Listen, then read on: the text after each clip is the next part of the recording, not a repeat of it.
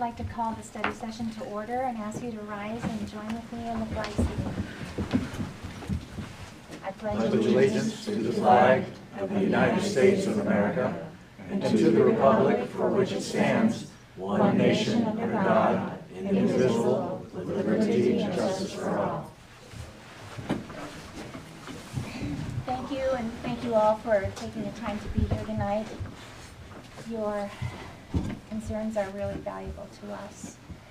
I'm going to ask the board to make a motion to approve or amend the agenda. Make a motion to approve the study session agenda. Thank you. Any discussion? All in favor? Aye. Motion passes. Okay, before we turn this over to Dana, the superintendent, I'm going to read the Public Disclosure Commission Levy Communication Regulations.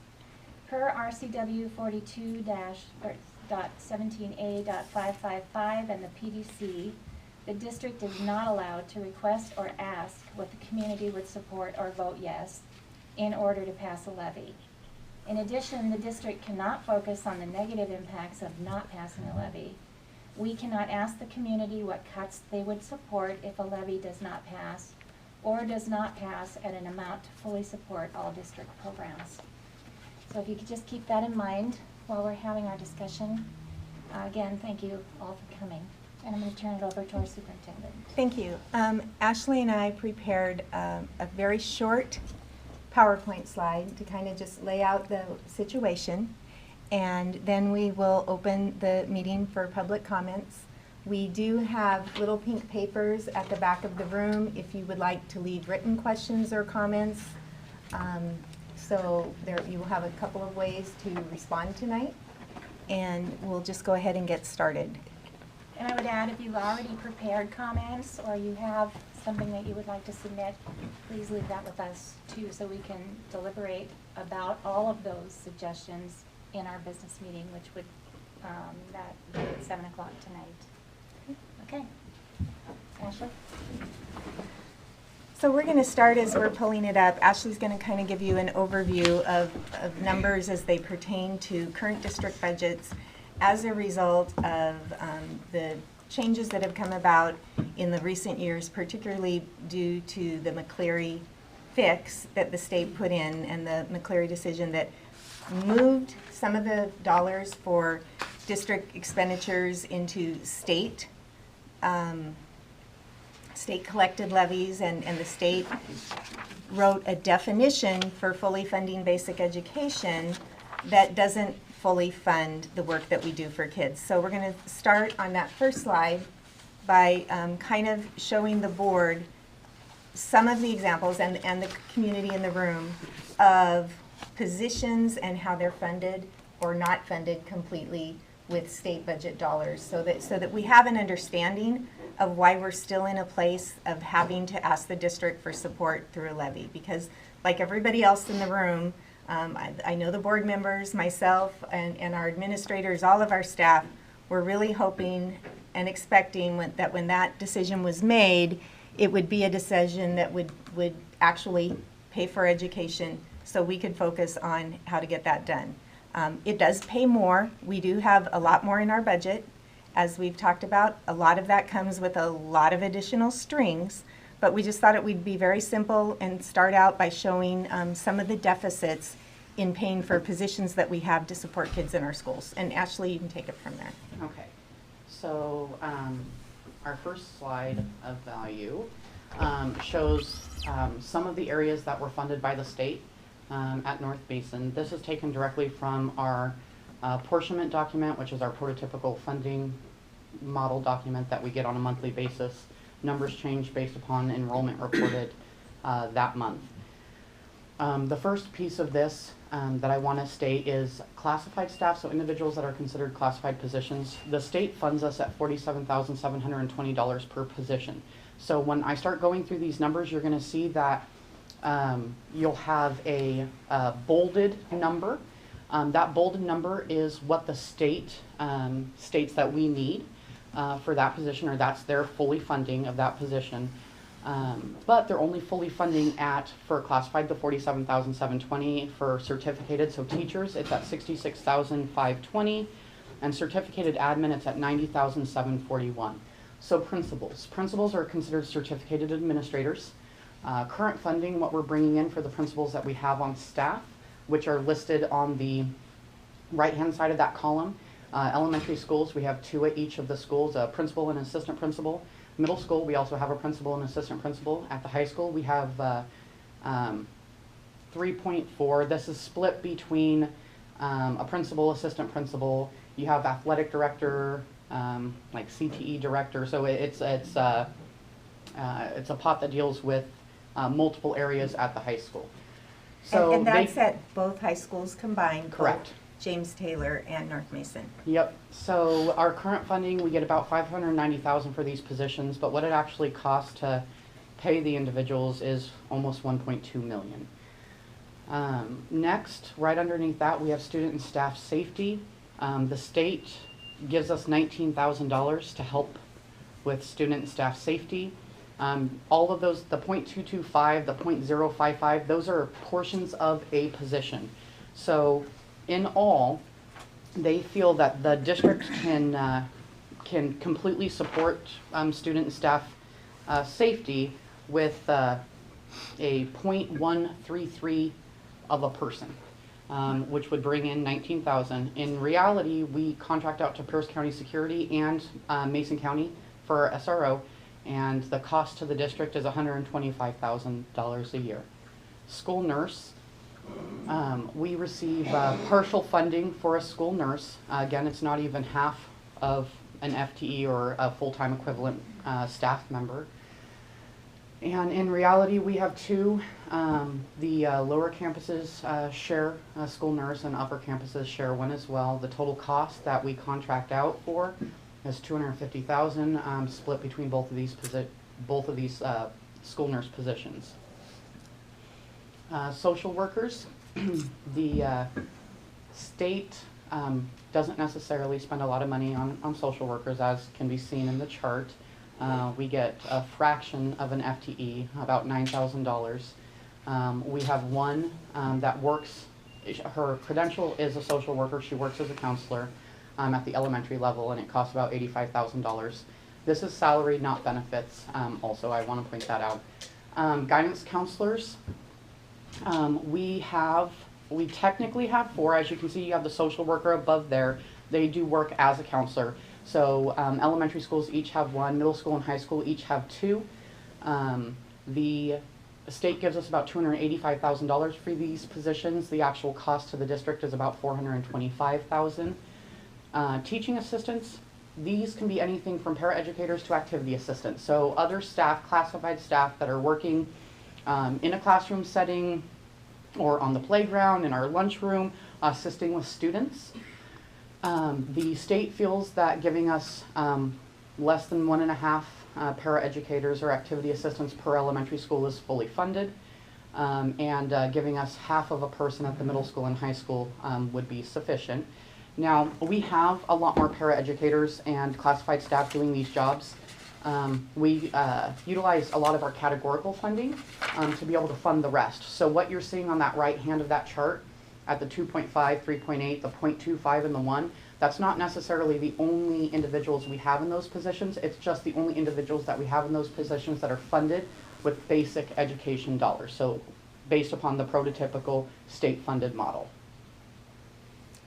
Okay, so the next slide it shows how district expenditures are split. So out of our total budget of nearly $35 million, currently 92% of it goes to salary and benefits, 8% of it is supplies and operating costs.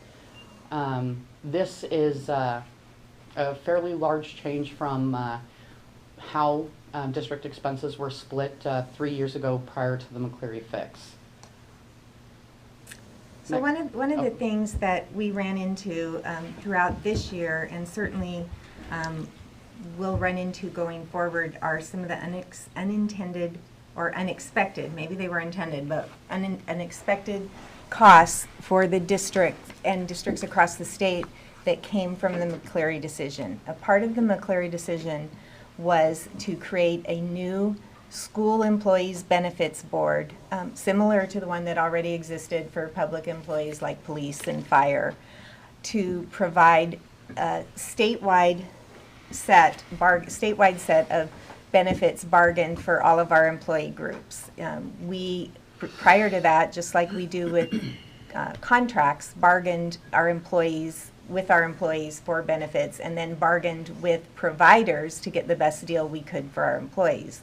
Now we're part of a statewide board, and so just a couple of expenses, and one of the really frustrating things, and none of us can really talk about it without a little bit of getting frustrated, in dealing with this transition to this School Employees Benefits Board, is it didn't happen according to the school's fiscal calendar. It happened according to the regular calendar. So instead of making our transition at the beginning of the year, and that we could then plan for that because we knew what all those costs would be at the end of last year and in the summer moving forward, the state was still figuring out what it was all going to cost districts and how we were going to be required to contribute to it up until December 31st of this year. And so that's hard to plan for, and it's had some immediate impacts on really making us have some tight spots in our budget for this year that we're working to correct as we go through the year, so that next year, now that we know what it's going to cost us that we didn't know about, we can plan for it better. And two examples, and there are many more ways, but two big dollar tickets that came as a result of the transition to the School Employees Benefits Board, or SEB, were, I'm just going to talk about two. One was the transition for one of our bargaining units, our bus drivers. They had a benefits package that they were pretty happy with through the UFCW, which is their parent bargaining group. And the transition on our end, we were happy with it too. It was the costs were good for both the district and the employees, and what they got was pretty good. In the transition, we now are paying $400,000 more for this year to School Employees Benefits Board than we paid as a district, making our contribution for our employees to UFCW for those benefits. Another example is a late in the year decision about how benefits would be charged to districts included the charges for employees who choose to decline to take benefits. So they don't have to have health and all the other benefits in the package, but under the new School Employees Benefits Board, we still pay the state $1,054 per month for every employee that is a full-time employee under their definition, which for us is about 3.5 hours a day for an all-year employee, or it's 630 hours, right? 630 total employed hours during the year. And we have 42 employees who said, no, thank you, we don't want those benefits. So we're writing a check this year to the state total for those 42 employees of $501,000, $500,000, and nobody in this district or community is getting any benefit from that $501,000. And so that's money from our budget going right back to pay for this new benefits system that has no positive impact for our employees or on our district. So there's just a couple examples. The state pulls it at the state level, and then they use those costs to offset higher cost districts, like King County districts, where medical expenses cost more. And so it was a strategic way of being able to get into the legislation that individual employees and union groups can't bargain away an employee's contribution percentage. It's mandated by law, because if union groups or employees could bargain away that percentage, they knew that everybody would take the benefits. And they were hoping that people would not take the benefits so they can pool it and then redistribute. And it was successful, it worked. The next slide. Okay, so this is a little snapshot of a few different levy potentials, and what happens with those type of collections. So if we went into 2021 with no levy, we'd have a deficit of just under $4 million that we would need to go into September next school year having cut just to start the school year. At a $1.99 levy, which would generate about $5.2 million currently, we would be going into the 2021 school year needing to make just under $1.3 million in cuts. At a 216 levy, which would bring in about $5.6 million, we'd be needing to go into next year making about $825,000 worth of cuts. So there's a lot of variables in this, especially when we're trying to trend out. The state revenue calculators and all of that kind of stuff have not even been put out. So we have financial software that trends past analytics as far as where our revenues have been and where our expenditures have been. And I can use those trends to be able to predict where our revenues and our expenses would be with known increases. We know what our utilities increase each year. We know what bargained raises we have. So you can put those factors in there to be able to trend out what we're expecting for expenses in the 2021 year, and then be able to look and see what the resulting deficit would be at that time period. So the next slide, so plans for budget shortfalls. This has been something that we've been working heavily on. So the main goal, as always, is to keep the cuts as far away from the kids in the classroom as possible. That is the main goal, and everything that we've been looking at, we keep that in mind. So this is just programs that could be impacted. They may include, but are not limited to, because we are still very early in this process, athletics, transportation, student support services. So again, that's like, you know, your paraeducators, those type of supports, professional development, safety, and food service. On the safety side, because we have the other slide, so the state's giving us $20,000, but we're paying For salaries. to help offset safety, but we're paying out just in salary side $125 to the two agencies where we're getting some of our safety support. So you can see the deficit there. And then obviously lastly, food service. So those would be areas that we're looking at currently to help make up any shortfalls that we may have going into 2021. So I think it's important to note, kind of back to the slide previous to that, when we were looking at some of the potential budgeting scenarios, whether we're going into the year planning for no levy collections in the second half of next year, or whether we go in for a different, the board determines tonight to go out for an April levy and we're successful and we know what those collection amounts that we're looking at. When we started looking at, over the last few years, we've gotten really comfortable with knowing that as we move forward, we expect to work with our community to create an investment in the school, and part of that is through levies. So we've planned and built some programs that were built on the expectation that we would continue to have those kinds of supports going forward. So that's why when we get to a place where we're looking at planning moving beyond last week, we probably we're going to have to do some belt tightening and take a look at programs overall, and some of those things that we've looked at, not because we're trying to be scary, but we need to listen carefully to what our community is able to support us with and what they can afford and what they believe we can afford, and create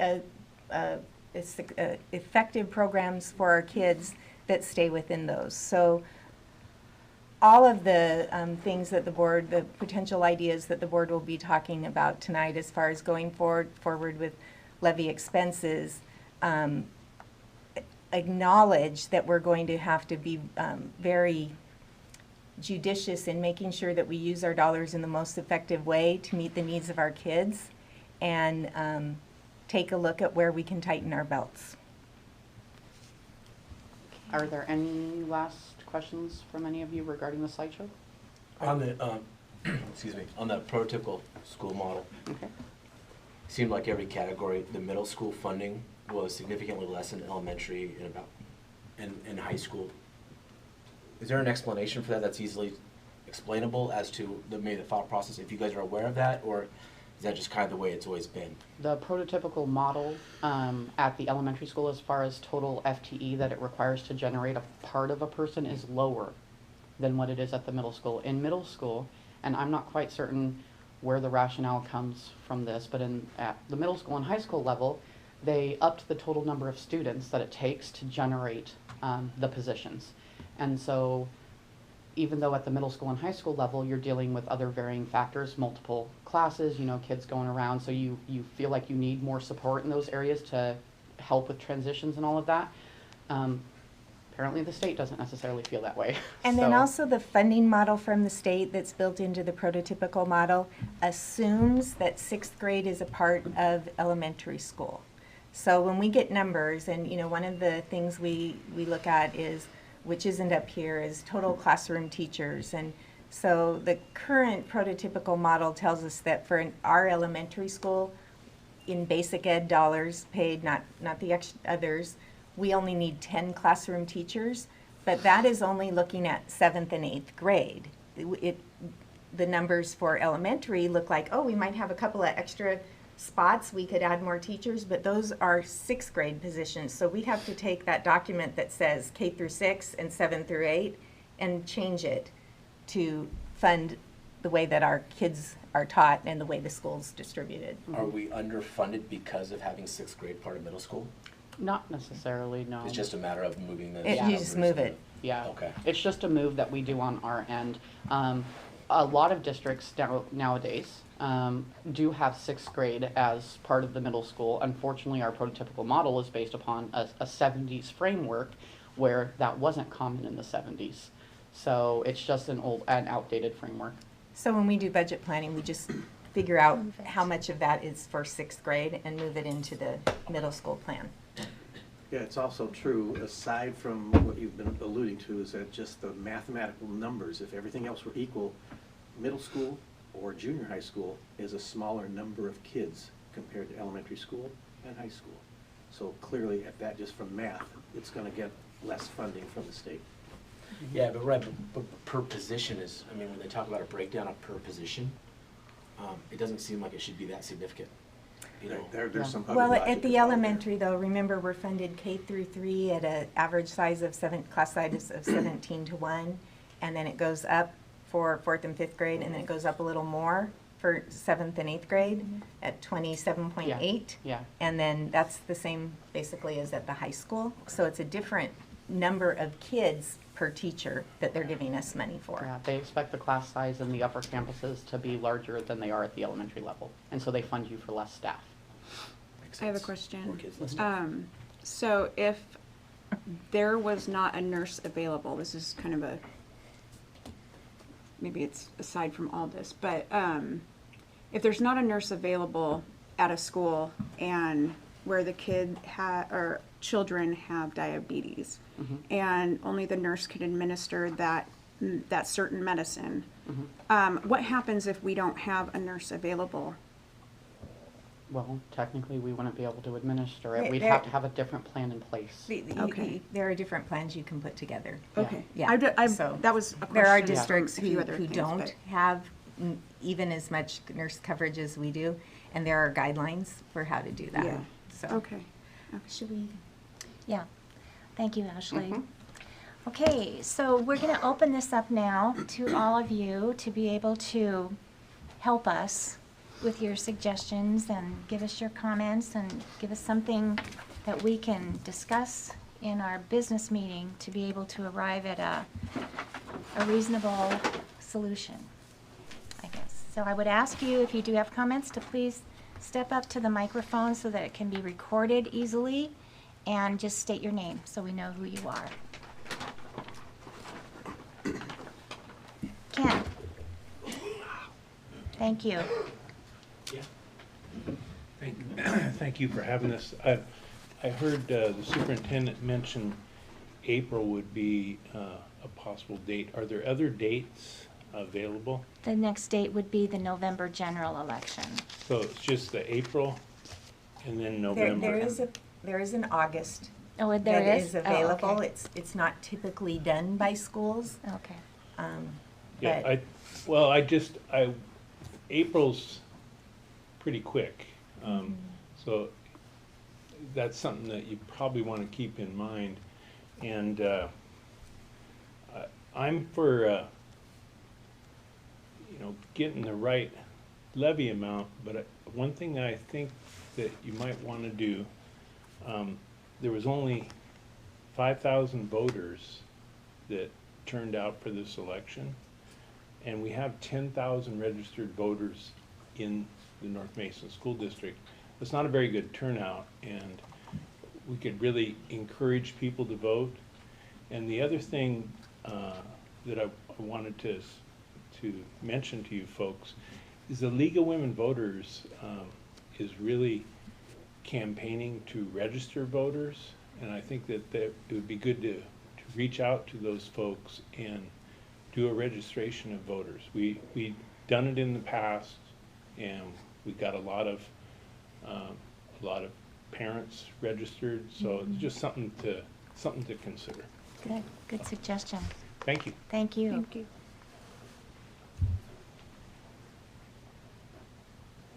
We want to hear from as many people as possible.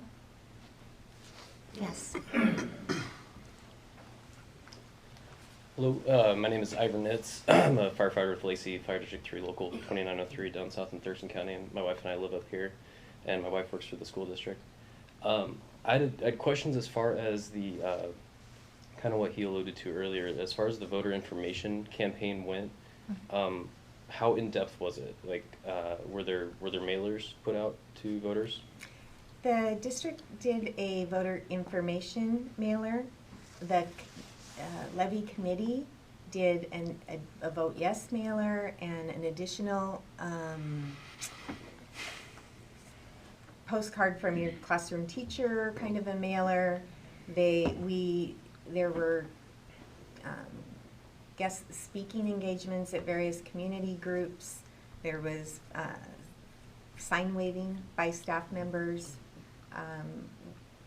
We also put in kind of late in the schedule because for a number of reasons, another meeting for people to have an opportunity to attend who don't belong to any of those groups that invited for conversations. So that's been kind of typically what the district has done, but you know, we do acknowledge that the world is changing and maybe some different things need to be part of future campaigns. Sure, I was gonna add to that, any kind of social media, okay, you guys did do a social media outreach as far as, okay. Yeah. I mean, that stuff you can always fine tune depending on which venue you're using. My other question was, as far as the rules, are you allowed to put groups together to go doorbell? We are. You are? We didn't do that, You but didn't do we that. could do that. Okay, I would sign me up. Okay. If that's something that we can do, that in my personal experience at my job, when we've had M&Os and levies and bonds and that sort of thing, the biggest difference, the biggest driver on top of good customer service and all that sort of stuff was doorbelling and getting that face-to-face time, especially if you have any idea of where, you know, where voters are coming from or who's voting which way. Being able to do that was pretty critical. Yeah.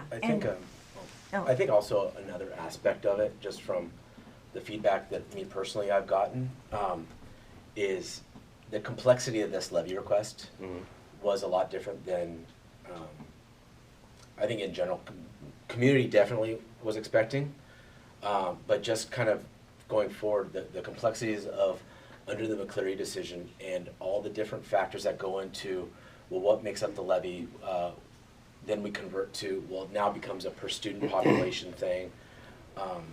And then we had a deal in there with an escalator in an attempt to kind of try to keep the rate somewhat stable instead of having, as you're probably aware, but for those who may not, when you ask for a levy, whether it's a fixed dollar amount or a specific rate, typically we get that rate, and as the levy goes along its lifespan and property values go up, that rate goes down to match that collection. The inverse can also be true if property values go down, that levy will rate will go up until it meets a cap where it can't go up any higher. It was our intention to try to keep that rate about the same, and not let it go down. As we've seen, it's kind of different depending on the formula that you use. We use a different formula in the district internally than Mason County. It went down significantly. You know, I'm just gonna toot my own horn here. I made a social media post, you know, just saying that it was kind of our intention to weather the storm that's, I believe, me personally, from the information I have, of what's going to come from the state next. We just don't know. Nothing is happening this year. We've been very well told that by every legislator we've talked to. Nothing As is far happening. as this legislative session? Yeah, Right. nothing's happening. So we don't know. I mean, we have the SEB, which is a huge challenge. We have the underfunding. That's the benefits. The benefits issue. board. We have the other issues. But then you always have the unfunded mandates that he says, oh, you guys have to do that, but we're not going to throw any money to do it. So we just don't know what else is going to, it's still, the legislature may not want to admit it's still a hot button topic, but it still is. So education's always going to be there. So who knows, we don't know what's going to happen in 2022, 2023. So, Thank you, Craig. yeah, it may have been a ambitious ask. I wish we would have communicated better, I really do, and that's on me as the former president of the board, but we're here now. Okay. I did want to say, Mackenzie already passed on your contact information, and I Yeah. have passed it on to the people who will be, if we do another levy committee. So Okay. you'll be getting contacted for help. Absolutely. Thank you so much. Thank you. Appreciate it. I guess I'll go. I think you should. Good evening, I'm Floyd Reinhold, that's my wife, she's one of the spectacular bus drivers. Yes, in she the is. District. My biggest concern here is we did not advertise, or at least on the South Shore and up in the Trails End area, which is, we have some kids up there. They had no idea what the levy was for. They voted yes because they believe in education, so they just gave you a yes because they think that's what was important. Tonight we sat down and did the calculation. Your levy right now is at $1.99 based on my home value.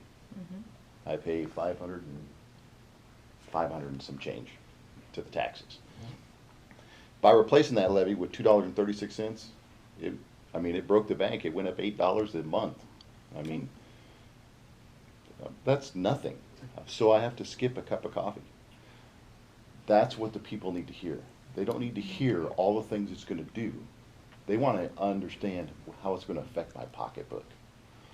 I have signed up for the levy committee, and I'm pretty aggressive, so if people haven't figured that out. So I am definitely willing to take on whoever needs to be taken on because I believe in education. My kids are not in this district anymore. They've all graduated and moved on. But it's so important. This needs to be passed. And I don't think you asked for enough when you asked for 236. So I would caution you to lower that number. Because if you lower it, you're putting the expectation out there that because of one individual, whoever posted those red signs out there, we're willing to bend to somebody's will, and that's not the way it should be. He posted out there a 30% tax increase. I calculated it was 16.3. So somebody needs to get control of the misinformation as well. So that, if you guys need help with that, just let me know. I'll burn all those guys down. I got a chainsaw. So, Okay, all right, we don't want to go Yeah. there, we don't want to go there, but, I did want to respond though to, we have found out that some of the mailers that we sent out, or that we thought we sent out, that we produced and delivered to the post office, didn't get delivered. So our person who's in charge of that for the levy committee is investigating and to find out why some of those things didn't show up in Trails End and North Shore and the places that didn't get what we thought everybody was getting in the mail. right, right. But thank you, I appreciate your comments. Thank you. I'm sure the levy committee will be contacting you.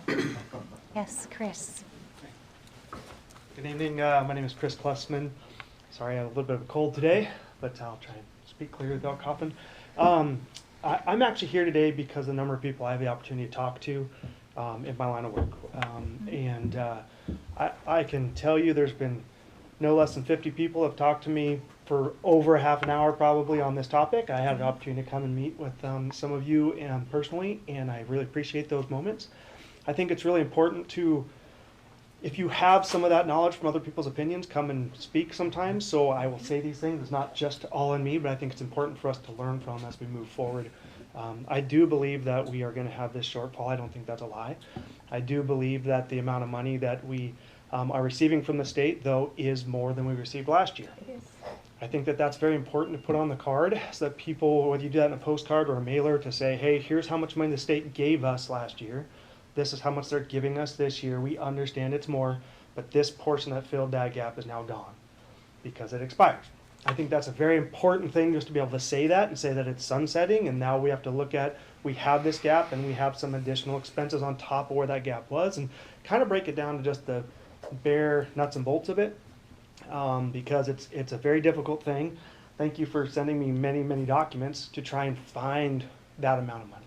It's 20-something pages, right? And it's if you don't know debits and credits, it's almost impossible to find out in the end what line item you're talking about.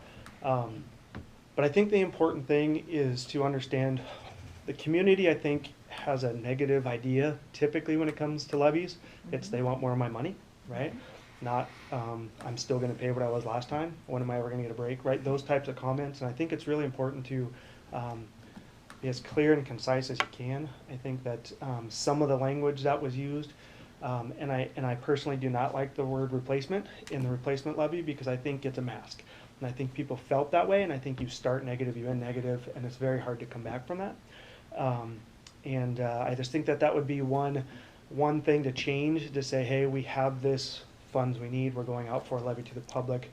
Replace, in most people's minds, think the same as what I was doing, and I think most people got really negative when they felt like it wasn't. Okay. So I think that's a very important aspect to look forward as we're coming to a new levy. Like I said, I do believe that we are, in our current funding, even with more money from the state, it is going to be short from what we received before. And with the 35 million, whatever portion of that was the previous levy, there's a little bit more that we have of known expenses that are going to come up, and we know that they're going to increase. I do also think that the graduated scale, I think people will get concerned about that, because I think most people also understand that, I mean, I've spent 5 years at the shipyard, and in the middle of the recession, right before September, they spent all their money all the time on stuff that was fine. New desks every year, new chairs every year, new things that they replaced last year, which is part of their expenditures, right? And so they have the theory of, well, government typically says if you don't spend it, you don't get it next year. Do we need that money? So I think having a kind of a clearer picture of, we're pretty thin, we're doing things properly with your funds, right? I think that can really help, because I think people naturally question that. And just the motive that you use to explain what it is you're going for, I think will really help as you kind of readdress it. So, Thanks, Chris. Thank you. Thank you. Thank you. Brian? All right. I'm Brian Peterson. I'm the guy that put up the red signs.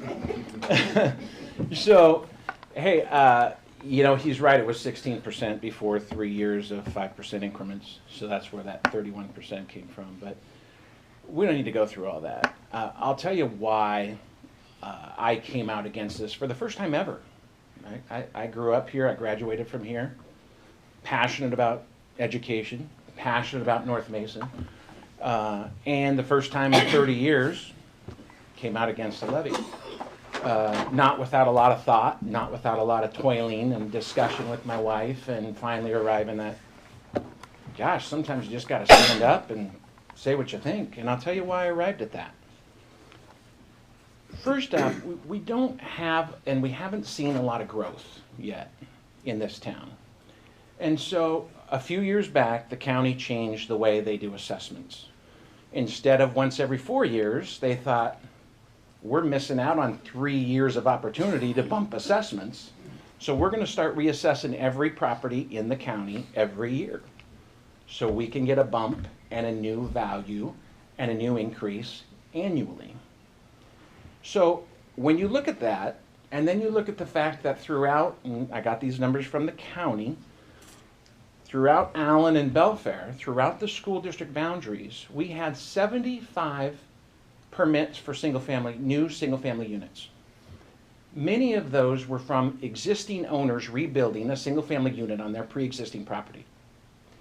So it's not like we have 500 houses coming into a new housing complex and adding to the volume of taxpayers. What you have is the same number of taxpayers that are paying more and more taxes on an annually increased assessment. So when you take away the benefit of, like you were explaining, Craig, typically you set a number, assessments go up, your millage rate goes down. When you take that away, all of a sudden you're nailed every time the assessment goes up. Therein lies the reason I asked the assessor, how many times did it not go up in the last 10 years? And she said, none.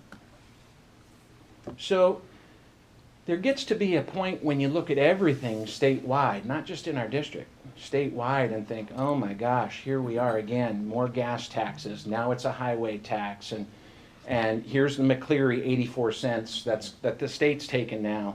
Now that was supposed to give us relief, but now we're going up, and we're not even going up a little bit, we're going up with annual escalators. It just gets to be too much. Now, the second thing I'll tell you is,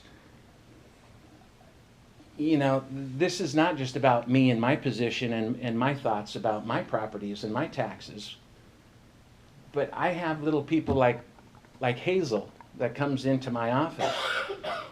And in the beginning of the month, Hazel comes in and she drives her 1988 Datsun pickup. But she only drives it in the beginning of the month because Hazel can only afford 1 tank of gas a month. And at the end of the month, she says, Doctor, I hope you can be patient with me on our appointments because the end of the month, I have to come in with Dial-A-Ride. And I'm really hoping you can help me with my copay because she can't afford the $4.83. So when we get flippant about, oh, it's only $7 a month, come on. To Hazel, that's a lot. To Hazel, that's impacting because it's $100 in the year, right? I take care of 100 Hazels every month. And that, I think to poo-poo that, I think is disrespectful to Hazel. I think we need to think about the little guys too. I appreciated, Laura, looking back on the video, I appreciated before you arrived at what you did, you made the comment, you know, I was really kind of thinking maybe we should give the taxpayer a 10-cent break. That'd be kind of nice. And I thought, oh my gosh, dead on. You were tracking perfect. You're right. Because we're in an environment where everything's going up. So I got to say, the other funny thing that throughout the process, and it's funny, not funny, but I think I said in damn near every post that I made that I support a levy. I just don't support this levy. I want to support a levy, but I don't want to support this maximum levy. No one heard the first part. None of your supporters or none of your campaign committee. So the vitriol was actually pretty baffling. And I think we're better than that as a community. I think we're better than that as a superintendent. I think we're better than that as a board. I think we're better than that as campaign committee members that suggest boycotting dissenting voices businesses. To me, that's pretty sad. If we can't come together and have a constructive dialogue with civil discourse, and as John and I talked, a conversational tone around a table, then what have we come to? Because I learned critical thinking starting right here on North Mason's campus. I went away for 8 years of college that I knocked out in 6.5 years. And it was nothing but critical thinking and intellectual curiosity. That's what we were supposed to do nonstop, intellectual curiosity. And do your research and all those things that I was doing to come to the truth. Ashley, you were amazing. Amazing. So completely professional, completely transparent. She was dynamite. And I'm calling her and she's emailing me. And you know, I think I didn't get every single thing right, and I think there were times that the district didn't get every single thing right either. But the fact that we see the vitriol that we did from the community or from the supporters, I think saddened me, because I appreciated Chris's comments. I've probably been approached by about 70 different people that were thanking me for the effort. A lot of times, I talked to Craig about this, thanking me for explaining it in a way that they understood better with the numbers. A lot of elderly thanked me for the posts. I had 10 different businesses, 12 different businesses approach and thank me because they were scared to post their real feelings or talk about their real feelings, but they voted against it, but didn't want to say so publicly. I had a dozen people unsolicited come to me and say, you know what? It was the very first time we ever voted no, too. We'd never voted no before, but this is the first time. To me, that tells you something. We were obviously tracking wrong on the proposal, and it didn't sit well with 3,000 people. And I'm fine. I mean, I got thick skin. I can take all the threats and all the whatever. But it still saddens me to think that some of the worst vitriol is coming from the intellectual institution, the educational institution, that's supposed to be teaching kids about civics, teaching kids about engaging in their citizenry, engaging in the republic, talking about democracy and engaging in the democracy of issues of our community. And what example are we setting for our own kids? I got to tell you, it saddened me. I walked by a car and I saw a young person peeling through the toxic piece that was put on with your picture on it. Mm-hmm. And it chapped my hide because I thought, here's a kid getting ready to go to work in QFC, and he's looking through and reading about the superintendent with pictures posted all over. And he's 17 years old, just, what's he reading? He's reading people getting trashed. Mm-hmm. People getting trashed over their wage. Mm-hmm. You've had a master's since 2001. You deserve every penny you're getting. Thanks, but you know what? That the fact that we put that tone out there to attack one another and not listen to one another and not respect other opinions or point of views, otherwise you're just an asshole, is baffling. And I think we can do better. So I hope that going forward, we're focused on solutions. I hope we can all talk about solutions and say, hey, yeah, let's think about our Hazels in the community, and let's pass one. Let's put something forward that we can all get behind. But even if there's another dissenting voice, let's listen respectfully, instead of some of the stuff that I've seen and heard over the last 6 weeks has been nothing short of jaw-dropping. So anyway, that's my 2 cents. I think we can do better. That's it. All right. Thank you, Brian. Yes.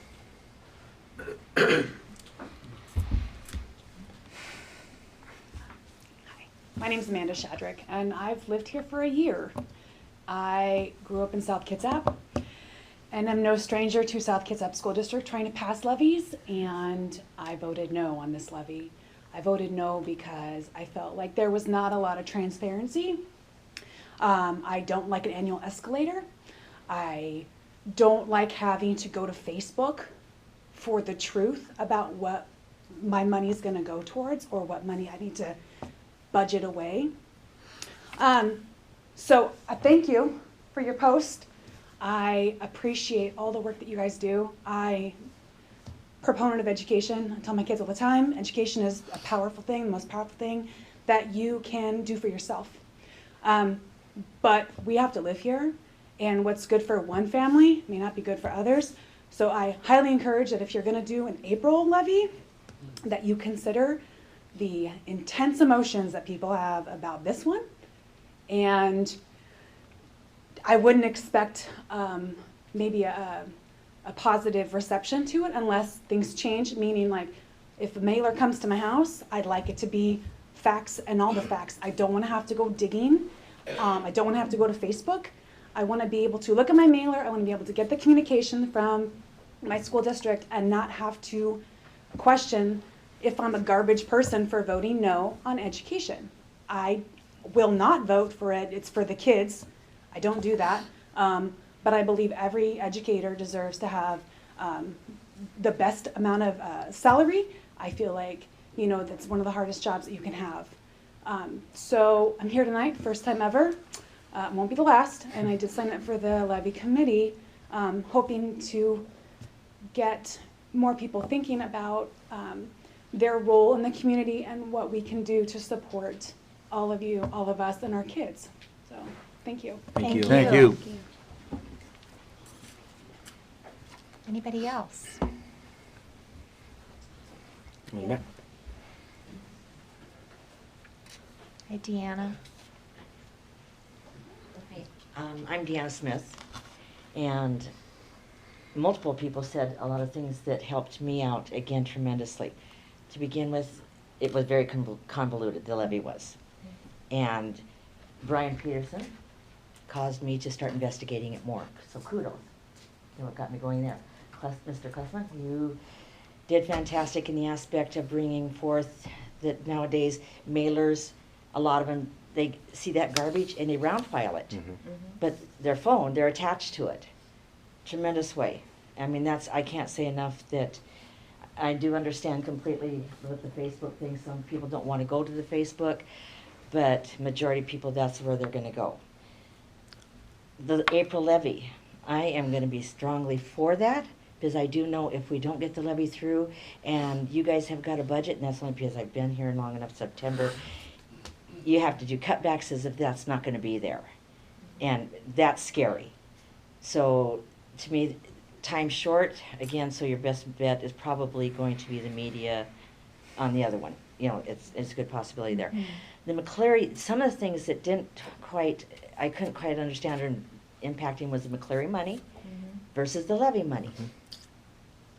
It's still kind of, you know, I understood that some districts got more, some got less, and that was like, oh my gosh, why are we sitting in a different boat than this person and trying to get that. Laura, I can't thank you enough for you coming through Facebook, because there again, I learned a lot. It explained, it kind of came down to like general terms, so to speak, or whatever. Well, those So- were actually his terms. I just shared his.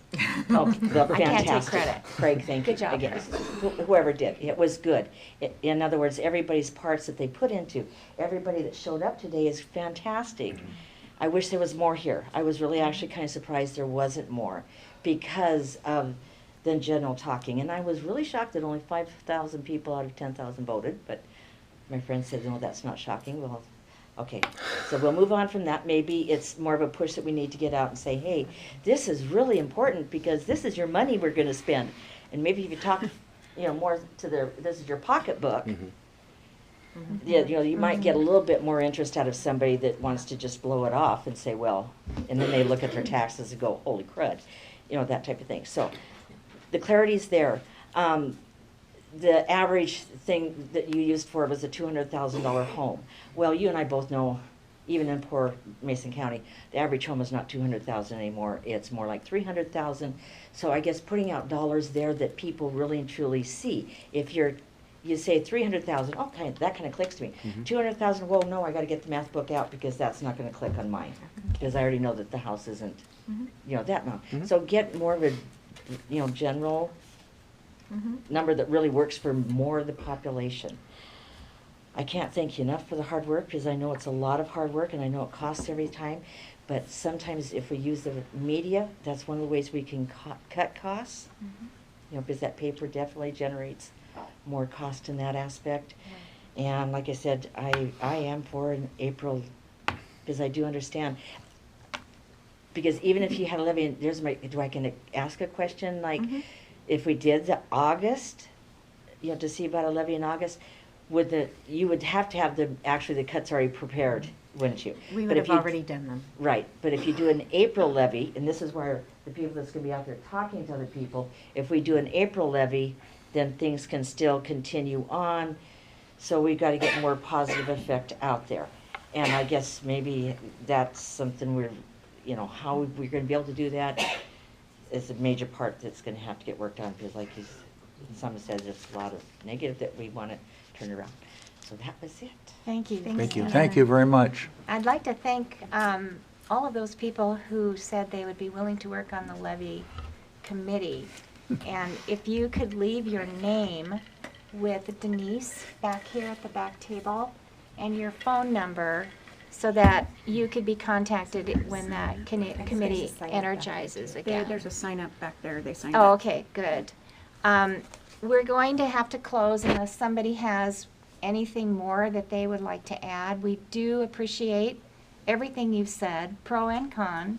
I think it's important for us to know what you're thinking and how you felt, and that will help us make a better decision, which we will be discussing at our 7 o'clock business meeting today. You're welcome to stay for that meeting. And again, I too am sorry that this had to happen this way, but it's an eye-opener for us too. We didn't do a good job of getting the information out there to everybody in a fashion that they could understand. So that's on us, and we're going to try and correct that and make that happen in a different manner this next time around. We have to decide when to run it and how much to run it for. I think we've heard clearly a lot of information here that's going to give us some guidelines tonight, and it'll be an interesting discussion.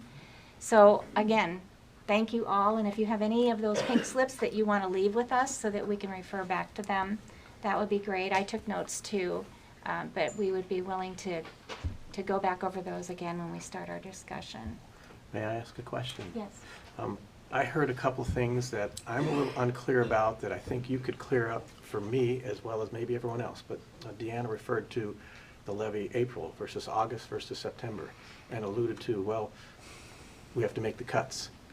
That's referring, I think, to that we have a requirement by May 15th to announce to the teachers and stuff who's getting cut or not. Whereas if a levy passed in April, we would know very certainly whether we have to do that or not. So I think that's what she was referring to, but if you could comment on that, but also comment on, Brian brought up the 84 cents that the state took, and that I think is also unclear to lots of folks as to what that meant, because I saw a figure, we were only paying $1.50 in taxes 2 years ago. Well, anyway, that's it. So I'll start with that one because that's the easier one to answer. So the state is collecting additional schools taxes and the McCleary tax, and I think it's actually over $1 again in your most recent tax statements that goes to the state. But unfortunately, that is not, when the state says we're charging you state schools tax money, that's not state schools tax money that they collect because you live in North Mason and pass through to North Mason. That is state schools tax money that they collect, bring it all across the state into one pot of money, and then look at how many students you have and give you a portion of that based on the number of students you have. So all of the state schools tax money that's collected here does not stay here for our kids and for us to use in our schools. We get a portion of it. King County, Seattle, Spokane, Walla Walla, they all get a portion of the money that we pay in state schools tax. Does that answer that part of your question? Sort of. Okay. Can I give a bit of an example? Yeah, go ahead. You can, yes. Okay, so, for example, North Mason School District, our boundaries, we are considered more of a property-rich district, okay? We have a lot of property as far as like boundary lines. Now, some of that property doesn't necessarily have a house on it, okay? But our value is high. Shelton School District, more students, but much lower property value total as far as what that entire district has. So when they're pulling money from our taxpayers in Mason County as a whole, the Shelton School District taxpayers are paying their rate which is getting pulled, and North Mason is pulling our rate, but North Mason School District is technically putting more money in the pot than Shelton School District, and yet Shelton School District gets more money out of that pot because they have more students. And that's how that impacts across all of the districts. Right, I get that. I think what I was really trying to get to was the $1.50 that came up that one year was an artificial drop because the state Levy took swap. Right. it from us. And then they required us, 150 is all you're going to ever get. And then they lifted that, and so our rate That's went back correct. up. So and we that was had the part in- I think we didn't understand. In 2016, we passed a levy at that point was 236 or Right. whatever it was in 2016, 236. And then after that, when the state fixed McClary, their first rule for levies was you can only collect up to $1.50. So that first year after the McClary decision, even though you had approved as voters more than $1.50, we only got to collect $1.50. Then the next year, they came back and said, okay, we changed our mind. We realized that was too restrictive and you can't afford to do all the things you have to do for kids. So the $1.50 became $2.50. So if you had approved anywhere at $2.50 or above, then you could collect up to $2.50. And so then that's where we went back to the amount that we had generated being able to collect in this year. Although Previously it's not authorized. Previous authorized, yeah, because it had already been authorized. No, well, I'm sorry, the correction was back to where we would have been. Where we would have been without that 150 cap being put on top of us. So that's that piece. And then the other thing you asked to talk about was The April, August, November. April, August, November. And I think the thing I'm more interested in understanding is if we go out for a levy in August or November and it gets approved, does that collection start in 2021 or does it go to 2022? Because 21. that's a critical thing to know. Right. Anything that's approved by up through November would be able to be collected as an April collection in 2021. Okay. However, our budget years doesn't coincide with that. So we will have to make, if you do not, when you deliberate tonight, determine to do it in April, but decide to go later in the year, we will have to make the cuts that we would make as if we don't have that money because of the other rules and constraints with bargaining agreements and state laws about when we have to tell people whether they have a job or not. We will have had to make those cuts. We have to have those done in this year's budget. And if people are going to be reduced in force, we have to notify them, as you noted, by May 15th. But there's a significant process that goes with that. So we have to actually begin considering that with our bargaining units and discussion with their members earlier than that. Thank you. All right. I'm going to adjourn the meeting and ask any of you that would choose to stay for our business meeting. And again, thank you. Thank you for all your interest in coming here. I know it's not easy after you've worked all day long to come up here for a meeting, but I do appreciate it. And I'll adjourn the meeting. And we'll wait about 10 minutes and then we'll start the business meeting. Okay.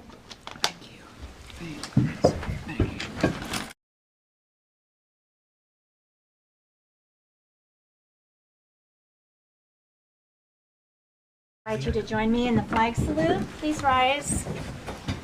I pledge allegiance to the flag of the United States of America and to the republic for which it stands, one nation under God, indivisible, with liberty and justice for all. Thank you. All right, I'll entertain a motion to approve or amend the meeting agenda. Madam Chairman, I move that we accept the meeting agenda as given. Thank you. Any discussion? Did we lose Leanna? She's in the restroom. Oh, thank you. All in favor? Aye. Opposed?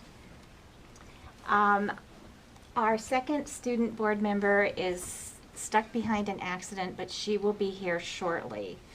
I'd like to ask Ken to come forward for a public comment on the agenda items.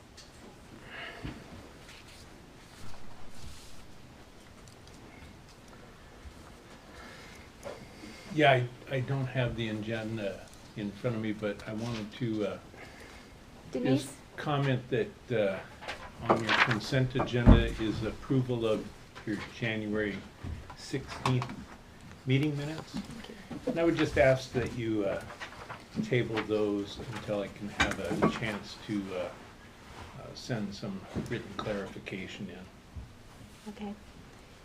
So you'd like us to Yep. move that until the next Yeah, meeting, just- so we get your yeah. clarification? Okay. Please. All right, Thank you very much. thank you. Okay, and we also have Don LaPierre. I can speak from here. You guys heard it before, but if I had to run my office the way you guys are forced to run the business here, I'd be back in the Army in a heartbeat. The way the state legislature funds education is ridiculous. Thank you, Don. I agree. We all agree. Okay, let's Sorry go about to, the repetition, but- it's fine. Let's go to student board member comments. Kalia? So recently I went to the legislative conference in Olympia, and I was really interested in the discussions, the feedback and questions that were given to the legislators. And it really helped me to understand the effects that the government has on education. Good, thank you. Did you tell them that we need more money? Next time. Next Yeah. time. How about just take the strings off? Yeah. Detach the strings. Yeah. Okay, board member comments. Let's start down here with Leanna. I got to attend the all-district music presentation, and it was wonderful. And my son was in it, even though he had been sick a couple days before, which was amazing. But I got to talk to, I keep forgetting his name, the music director for the middle school. Stan Yandis. Stan Yandis. Yes, he came, his wife does art, and she came as a vendor at the market that I have my shop, and got to talk to him, and got to give him kudos for, I didn't get to go up and tell him, but neat guy. I got to get to know him a little bit more, so it was really cool. But that was awesome. Okay, thank you. Craig? Yeah, I apologize for my absence last meeting. It's been sort of busy. Attended the legislative conference, or I'm sorry, the legislative assembly with WASDA, which had some really good information and also had some, the stark reality, kind of what we're facing here tonight with don't count on any more state changes with regards to funding. Also attended an event at OC put out by Kitsap Strong and Graduate Strong, which is kind of linked together. It was OC talking about their the OC Promise, I believe it is. Kids who sign up meet a certain income threshold, and they are they provided tuition to OC and met with some of the students who've been impacted, who are first year as well as second year, and just what those impacts have been. And it's pretty powerful listening to that and what programs OC offers and how great it is. And also getting a bit of a program on ACEs, Adverse Childhood Experiences. Just, what kids go through when they're not at school, or even when they're in school, any trauma or anything like that, what the adverse effects have in the classroom as they grow up and mature, and even what those experiences that they have are kind of displayed out to those who teach them or care for them in another environment. So it was pretty eye-opening, that sort of information. It kind of helps paint the picture of the challenges of education today. Did we approve the agenda? Not yet. We're not there yet. Oh, okay. All right. Oh, I also apologize for missing the last meeting. I was sick. I always cough because of a medication that I take, and now with the coronavirus out, I'm starting to wonder, maybe I should try to get a better medication, except this medication works for what it needs to do for me. Nevertheless, I had the crud of some sort, and I was coughing. I couldn't stop, and that's why I could not come last meeting.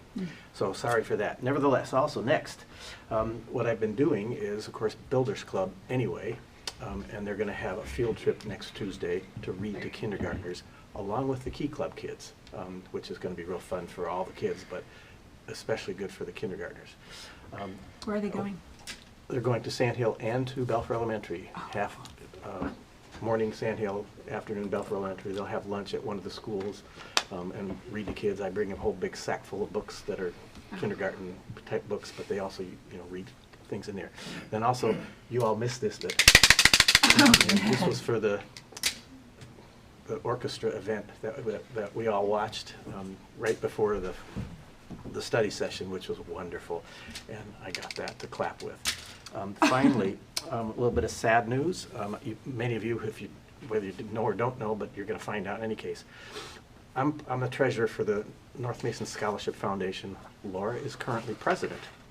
In any case, that's been an organization that gives out scholarships to North Mason graduates and has been doing so for 20 years. Laura and I both go all the way back to the founding of that. Matter of fact, so does Butch Bode. Go back, he was former president once. In any case, one of the person who gave us our real financial start, who donated $50,000 to an endowment for us back in 2000, and then gave us $10,000 every year for another 13 years. Plus, he's been giving us $1,000 each year anyway. He's given us close to $200,000 in all those years that we've been putting aside in an endowment. Our endowment now is actually up to $1.3 something million that we draw on to give scholarships out. Well, this was Peter Overton who gave us that money, and he died. I don't know the date he died, but he has died, and now as treasurer, I'm receiving these checks from people in memory of, which is going to the endowment. Anyway, just wanted to announce that sad news for you folks. I never met Peter Overton. His daughter is on our board, but I never met him, and so, but still, it hits me. He's been so generous to that organization, to giving to our kids that are graduating. So that's my report. Thanks, Art.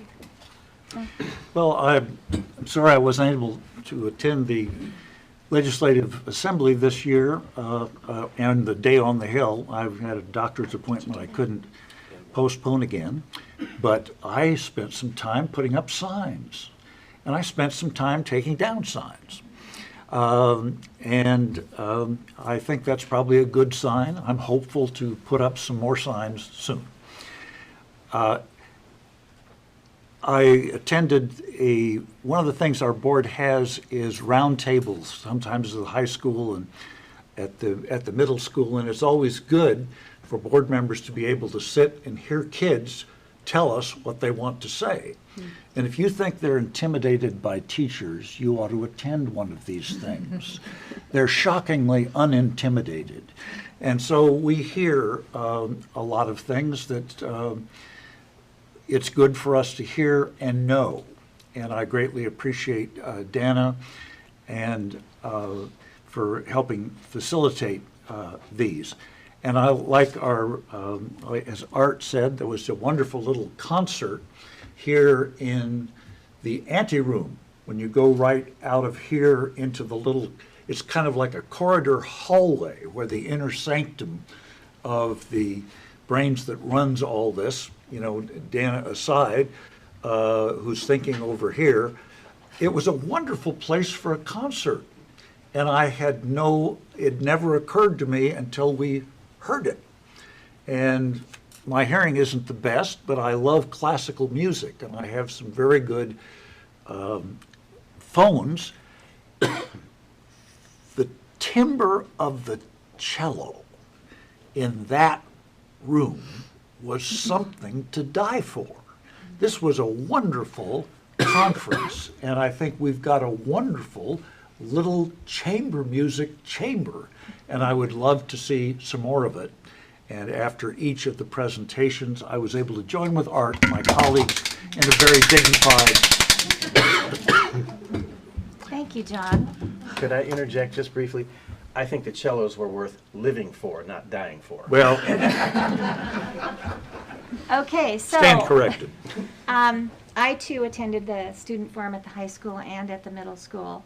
It's a great opportunity for us as school board members, and our superintendent also attends, to hear the students bring forth their concerns, and oftentimes they will have suggestions for how they would like to see it done differently.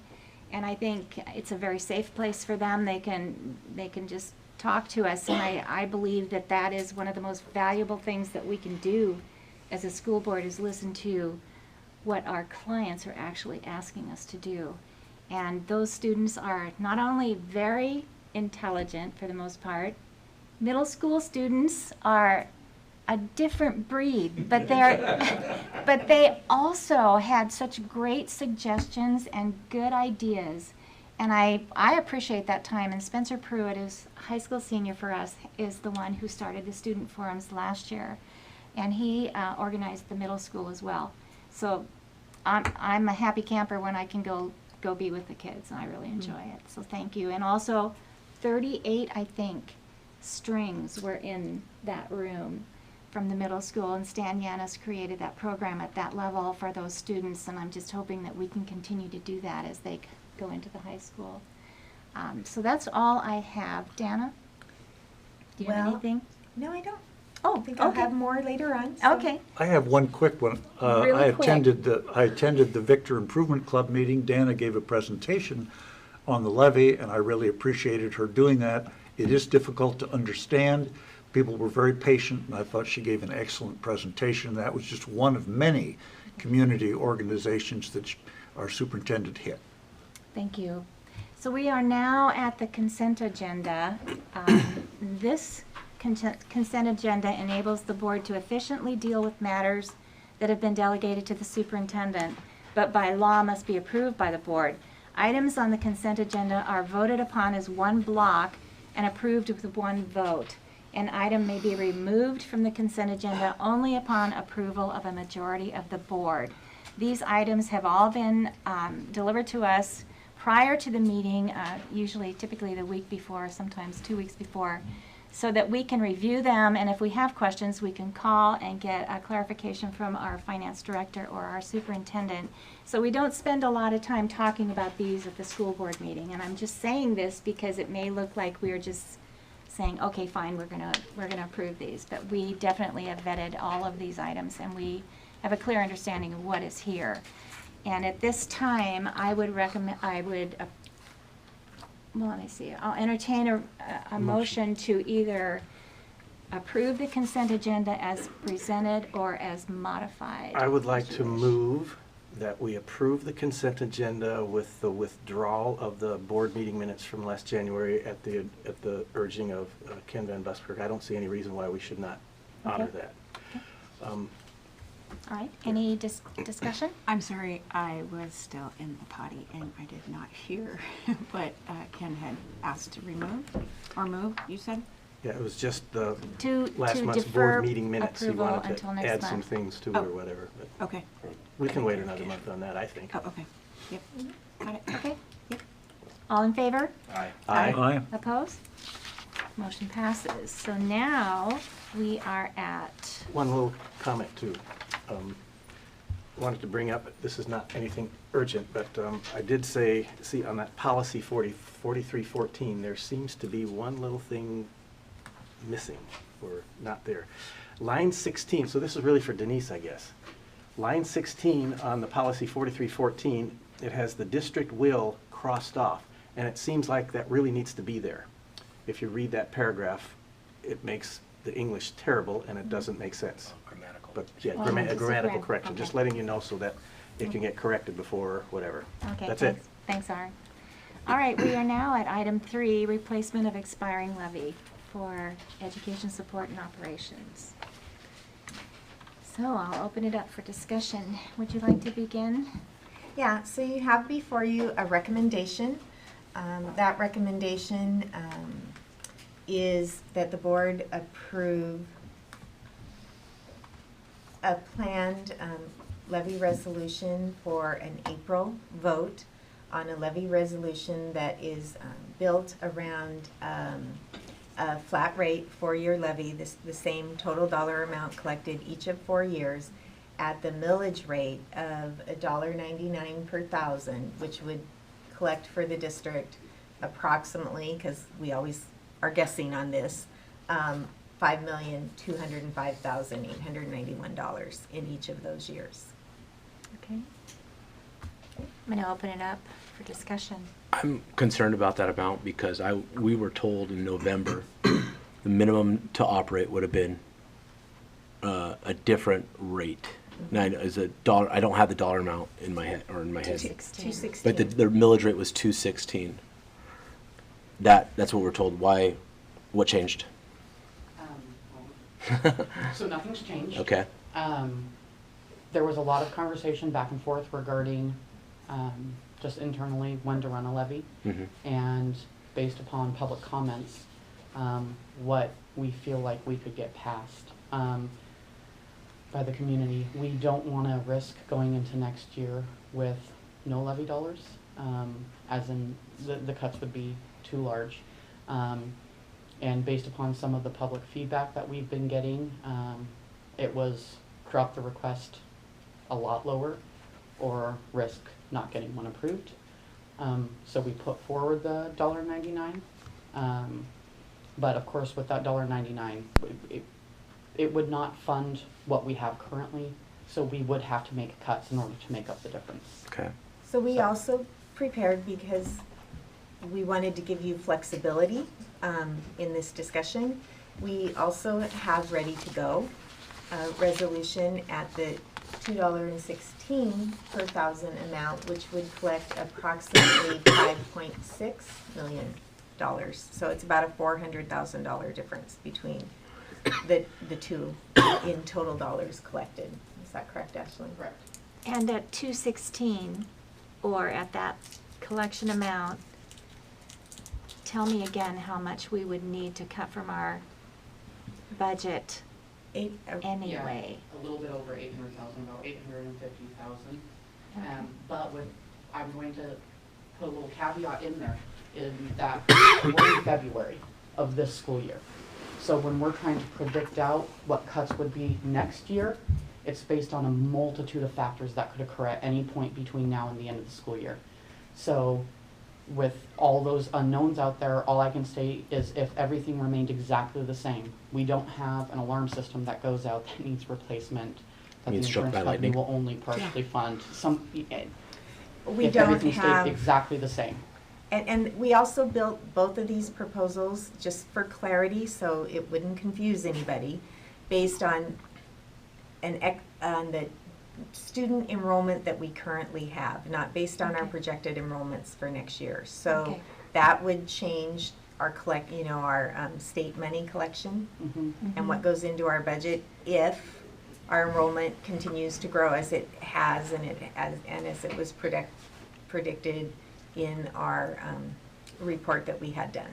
So there are a variety of things that can impact the total budget for next year, but we have to determine for you the best we can today what the impacts are, and later in our board discussion today is the document that Ashley and I and the ad team, the cabinet put together around how we're going to build our budget for next year when we get that release from OSPI in the state of Washington telling us what we can expect for apportionment for next year. So there are a lot of things still that are up there as far as what the total budget will be next year, but if we had to predict it today, that's what it would be. These numbers were done using trend analytics on past revenues and past expenses. The state releases a revenue calculator each year for us to be able to predict what our revenues will be at certain enrollment thresholds for the following year. That's not out yet. So again, it's best guess based upon what we've historically seen.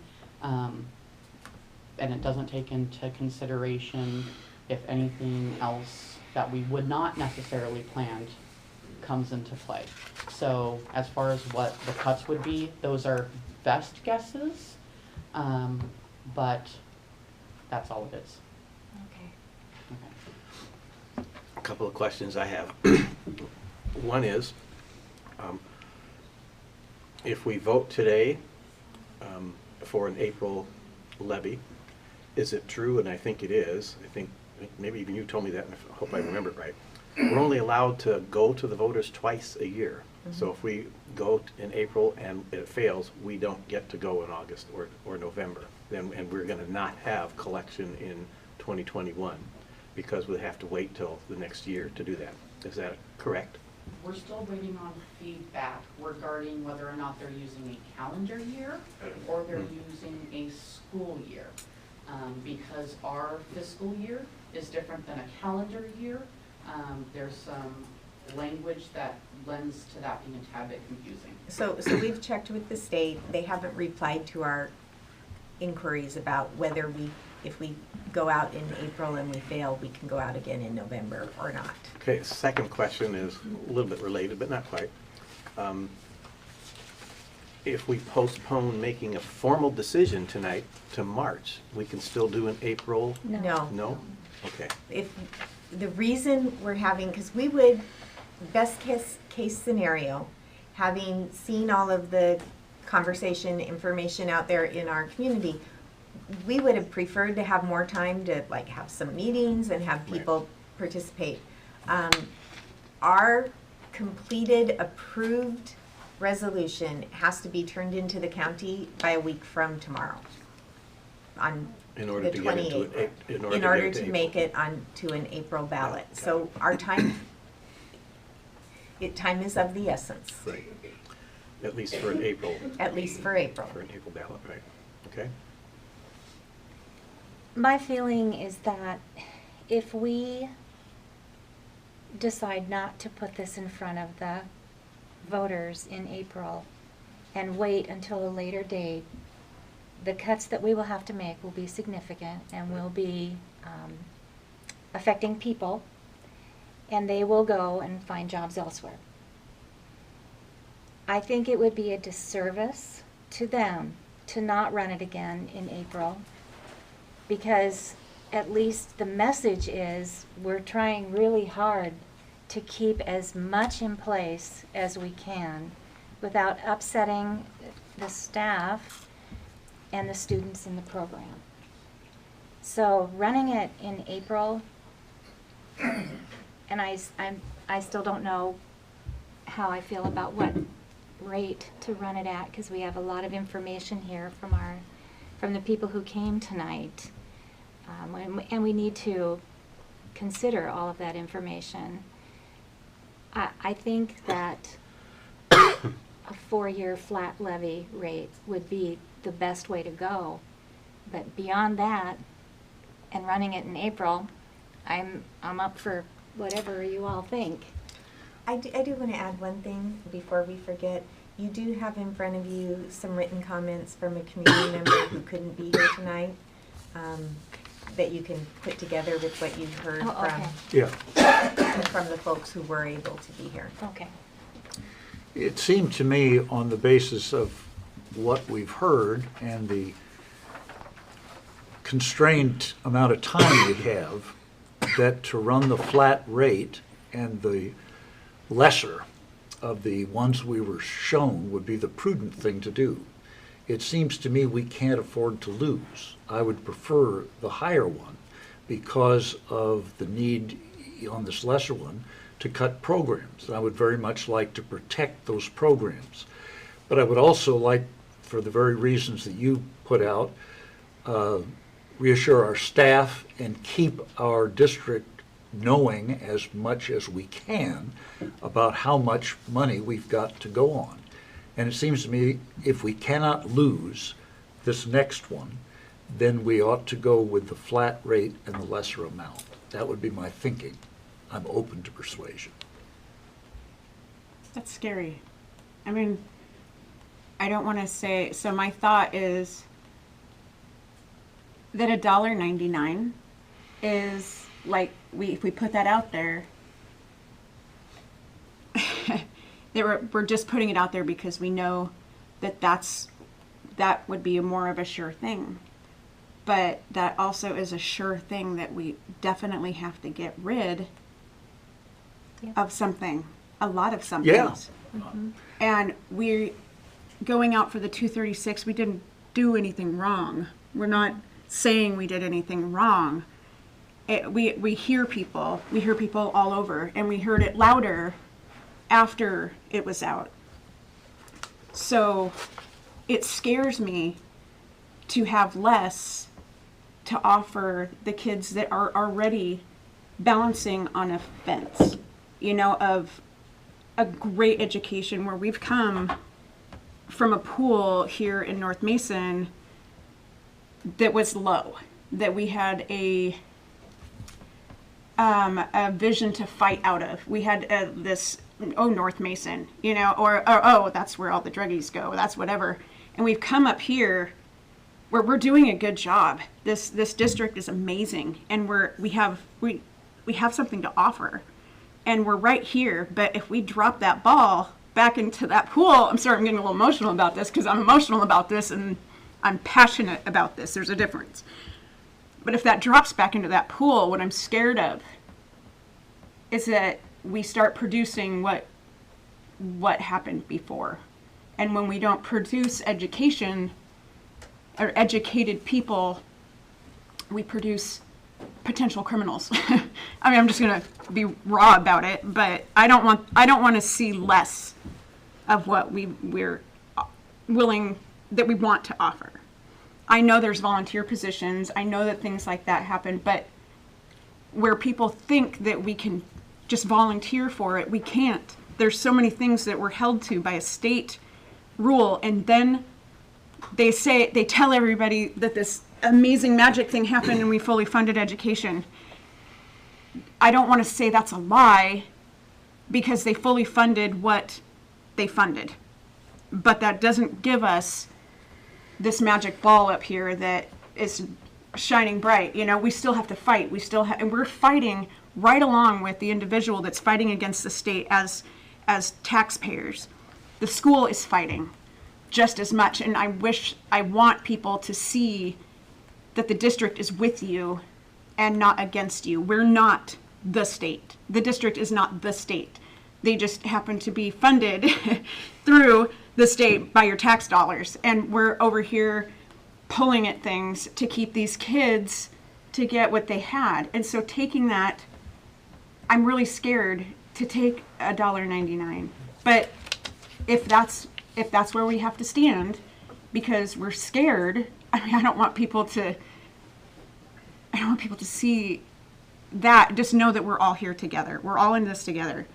We're not up here against anybody, and you guys aren't against us, because really nobody's hiding anything. All this money doesn't go into a pool so we can hide it. All this money that we collect goes into the kids, where if we pulled more out, it is to put back into the kids, the village that raises these kids. So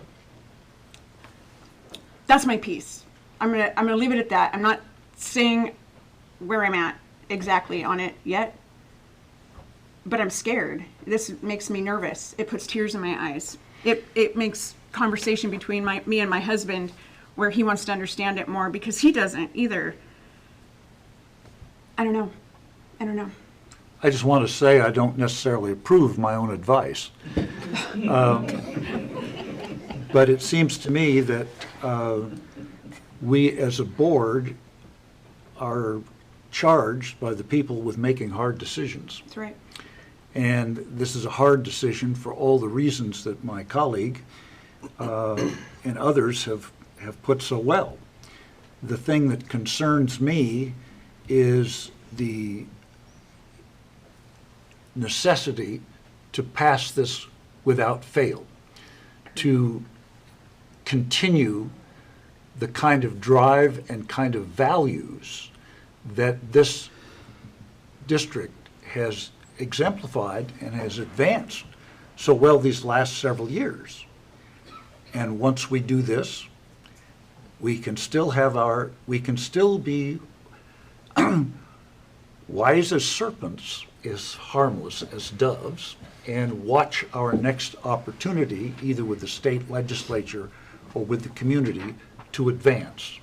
But it seems to me that there has been some erosion of trust on the basis of the confusions. And I think that the complexity of what we are to understand, and I think the complexity of what citizens in general is to understand, is part a reflection of the age in which we're living.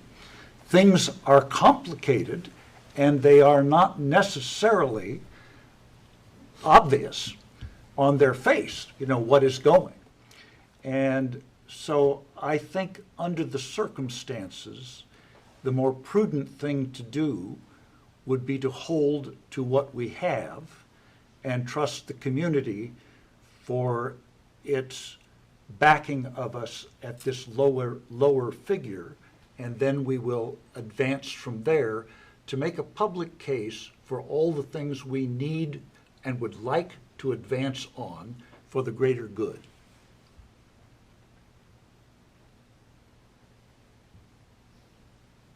We haven't heard from you, Mr. Patty. I was against personally going in April because of how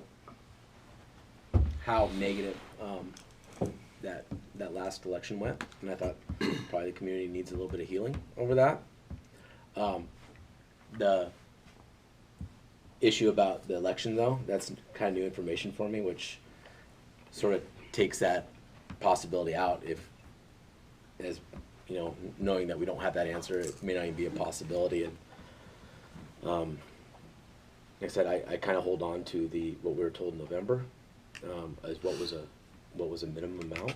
But at this point, I'm kind of with John on this, is that we need something. If this is this along with whatever, I don't see that was $1.2 million in cuts, 1.1 with At this rate, it would be almost 1.3 million. almost 1.3. So And at 216, it would be approximately 800. 800. So I guess we'll need to tighten our belt and roll back some of the things we're starting with programs. I mean, that's the reality of the situation. Me personally, I'm not happy about it. I'm sort of disgusted by it. But the people have spoken.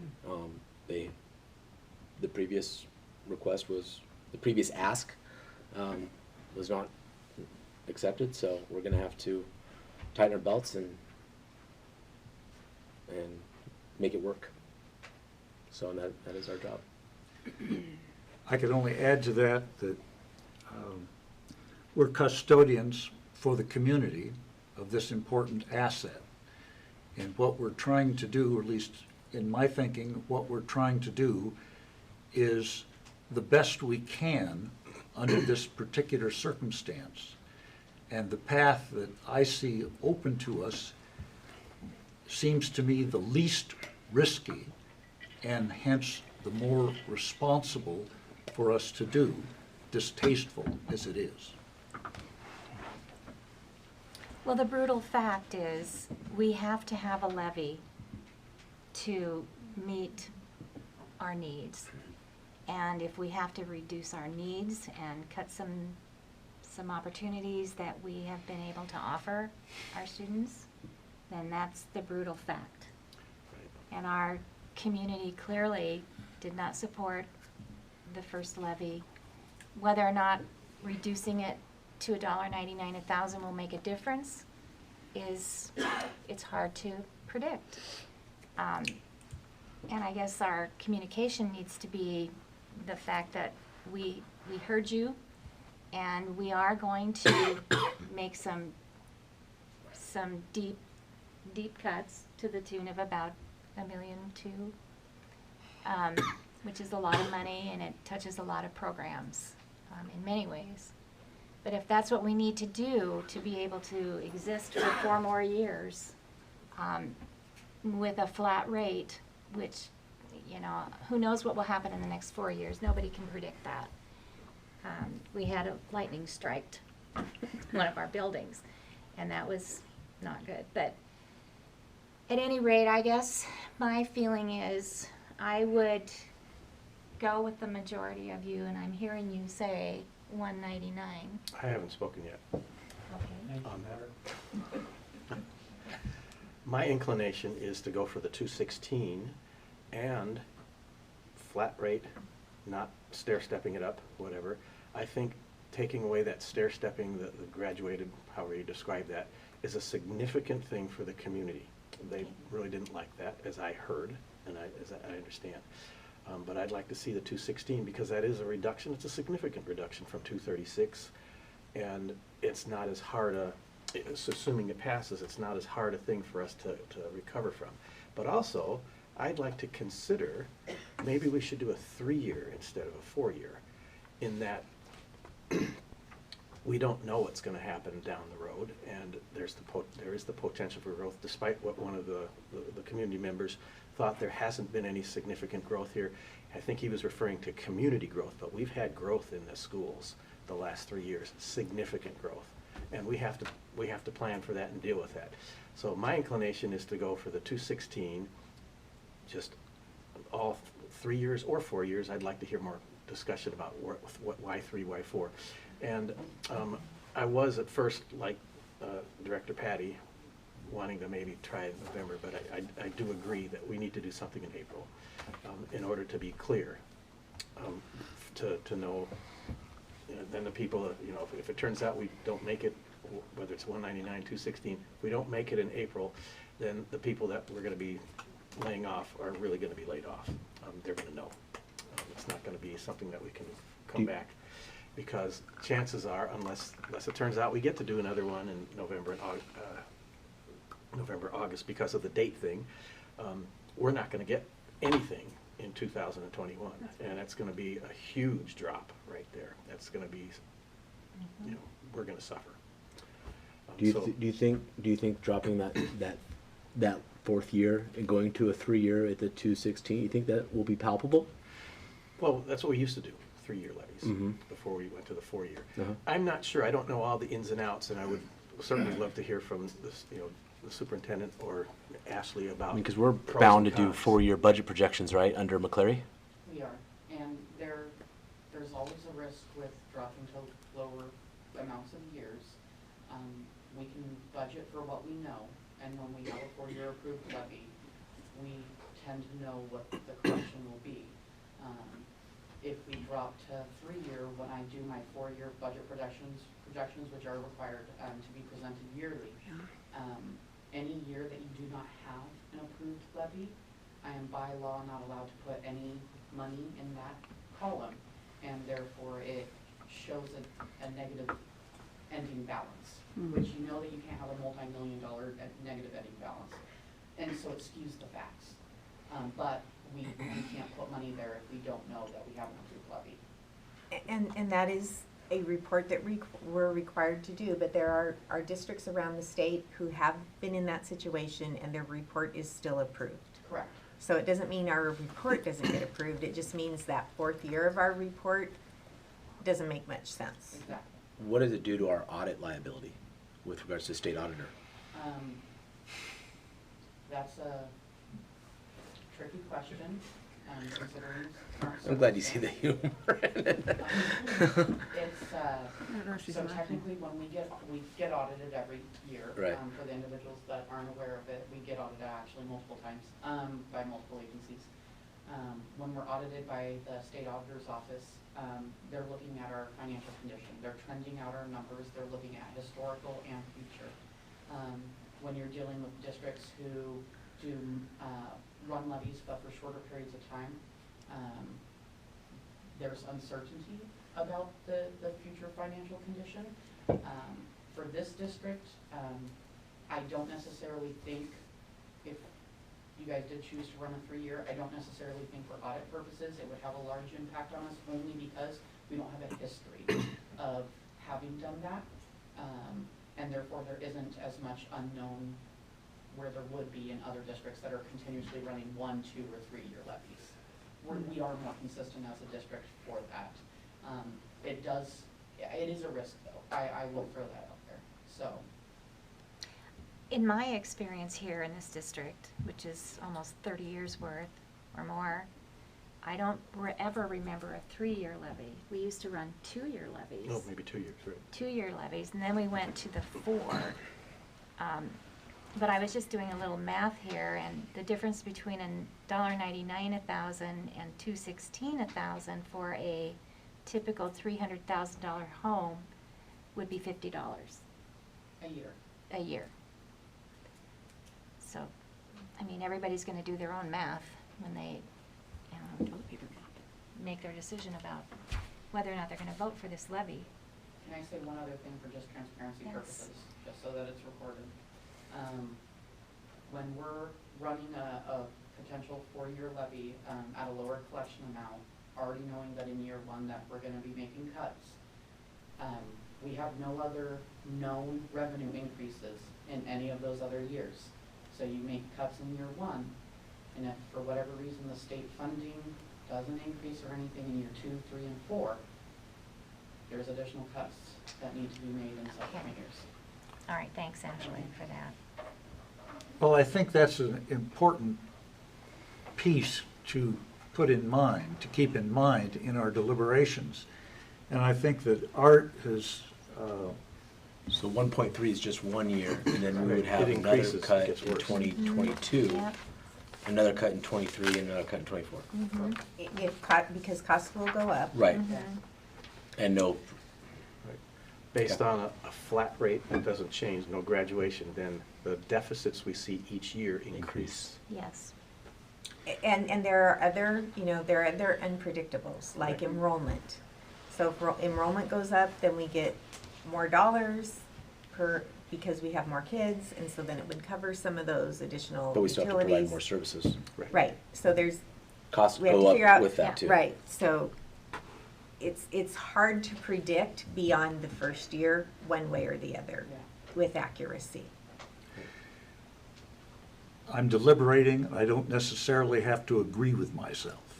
But it's important to put things out there so we can kind of weigh them. One of the things, everything Art says is important. The thing that made the important thing for me in what he said was that the sticker on this last one was the graduated rate. Right. And that is the place where I heard all the comments, that whatever they were, they sort of centered around that one thing.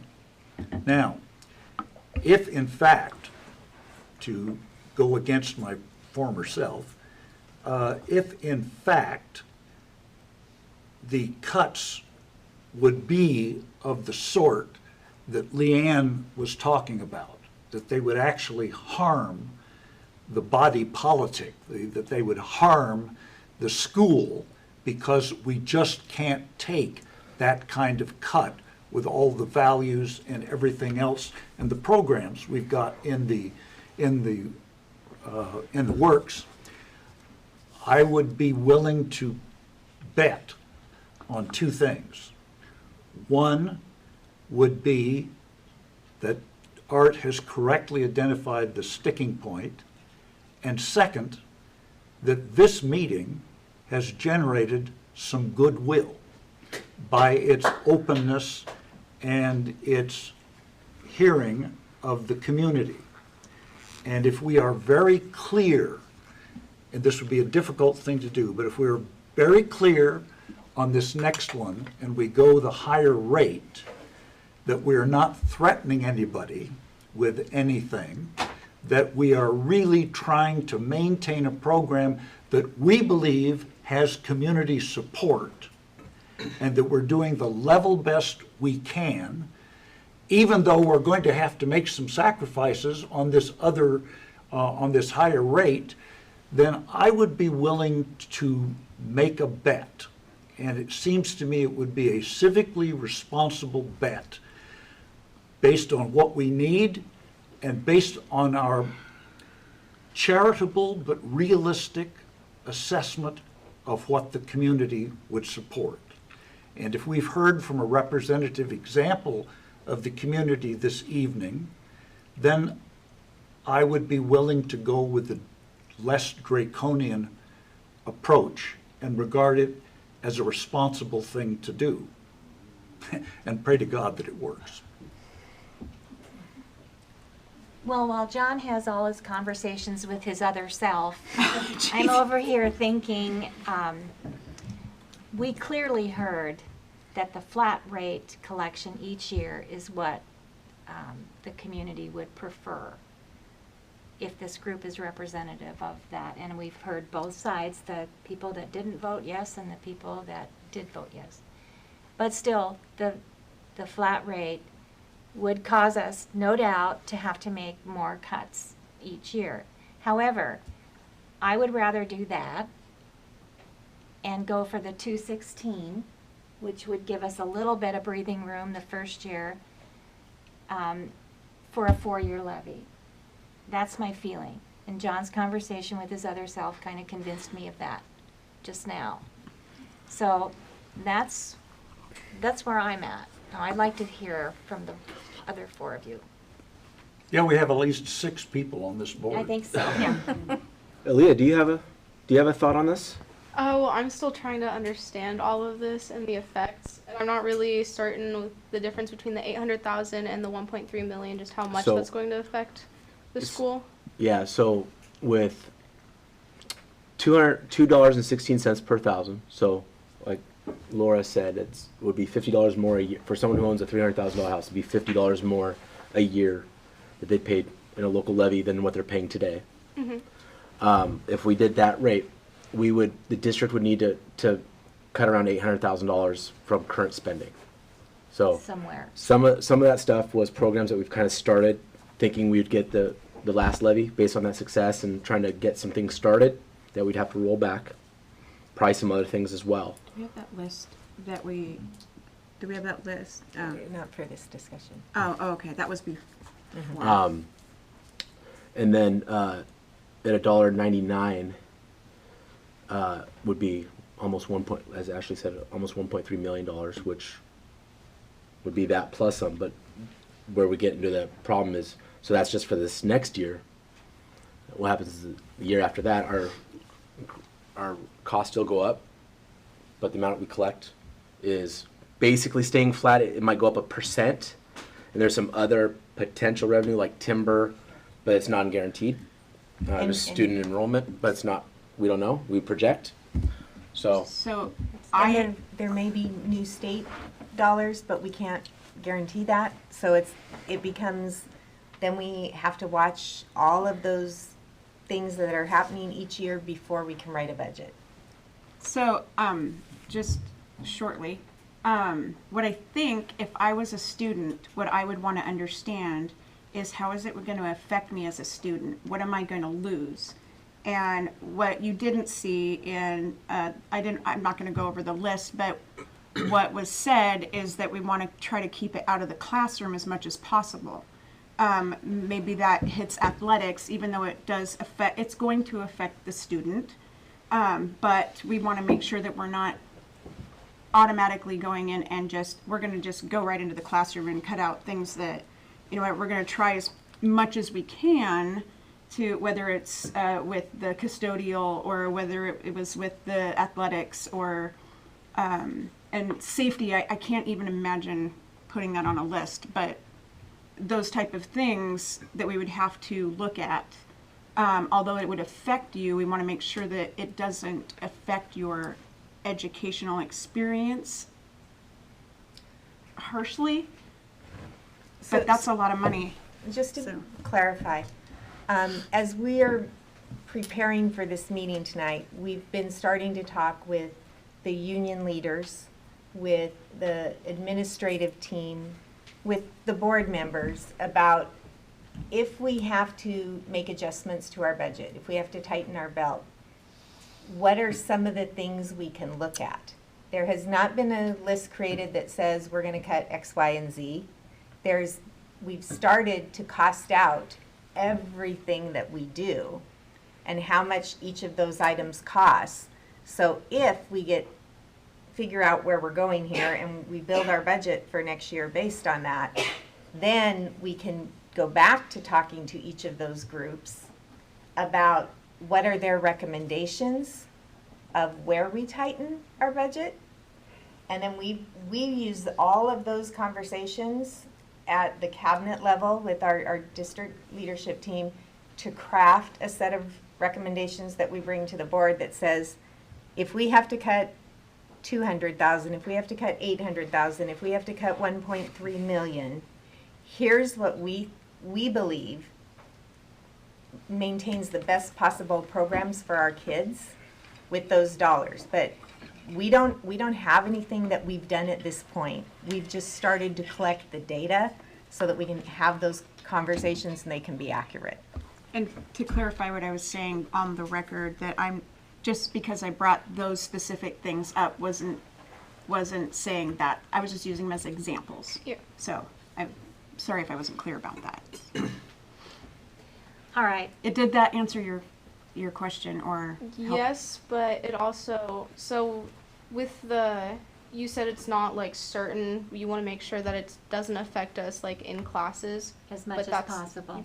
But it's not certain, so there is like the possibility that. Yes. When you're talking millions of dollars, Yeah. it's pretty hard to make. I don't know that there's a whole lot of. I mean, they say trim the fat. I don't know that we have a lot of that. I'd like to think we don't. That we try to operate as efficiently, and that was kind of I think part of our mistake with the previous levy attempt was to create some room to be able to create some new programs. And it was, like I said earlier, it was a little ambitious. And now in this situation, we need, but that was communicated to us before, this level right here was what we need to maintain status quo. So that's no extra programs. I think the administration was hoping to run roll out some new curriculum. We would not be able to do that. And we would also probably on a year-to-year basis, depends on how the year goes, struggle with our end fund balance and how much money we can carry over from a year to year. And so that It's complicated. Yes. Yeah. Yeah, I'd just like to add to what Craig said. One of the things I've been impressed with in the time I've been on this board is that we have been fiscally prudent. And I think it's important that we maintain that as much as we can. Fiscally prudent does not mean suicidal. And if indeed, I think that the lower amount does cut it close. And if I remember the time when David Peterson was our superintendent, where the legislature gave us money and we were starting to spend it and then pulled it back. I don't think we ended up maybe riffing one person and we found a place for that person. And the reason is, in my understanding, we have a good relationship with our union. We are able to maintain an amount of trust. And so we're able to keep a financial reserve, because one hiccup in the bus formula or something else could put us in drastically different circumstances. So it is prudent, fiscally conservative, to always have some cushion there that allows us maneuvering room and allows us to meet the emergencies without danger to the program. And I think, this is sort of disposing me toward the second view, that given our community has supported us thus far in a number of very forward-looking things that we've done, including the building in which we sit, it seems to me that we can, in good faith, appeal to them for this medium amount with the reasons involved, that this will be the least damaging to our program and will most protect what we already have. You're talking about the 216? Yeah. Okay. I'd like to make a motion. All right. I would like to make a motion that we approve a resolution to have the Education Support and Operations Levy run at $2.16 per thousand for 4 years. Any discussion? Further Do discussion? we need to add a verbiage that with no escalating? No, it's simple It's already two. there. It's a simple 216 that is bound to I just wanna make it clear. the way it was prior to this last legislative hoopla. Replacing it with the same terms. Okay. All So right. a 4-year levy that Stays the same. stays the same. Year. Well, the collection collection amount, not the remains the rate. same. The rate does not stay the same. The rate. Okay. The collection amount stays the same. All right. All in favor? Aye. Motion passes. Thank you. Thank you all for that discussion. And all your thoughts. It's a hard decision. So let's move on to. I just want to, I'm going to have Denise give me the prepared document Okay. for that so that we can read into the video Okay. what that total amount is, so Okay. that anybody listening can understand that. So what you have approved is a resolution of the Board of Directors of North Mason School District Number 403, Mason and Kitsap Counties, Washington, providing for the submission to the qualified electors of the district at a special election to be held therein on April 28, 2020, of the proposition of whether excess taxes should be levied of $5,650,615 in 2020 for collection in 2021, the same amount in 2021 for collection in 2022, the same amount in 2022 for collection in 2023, and again, the same amount, $5,650,615 in 2023 for collection in 2024. Said excess taxes to pay part of the educational programs and operations support of the district. Yeah, that's what I meant. Thank you. Yeah.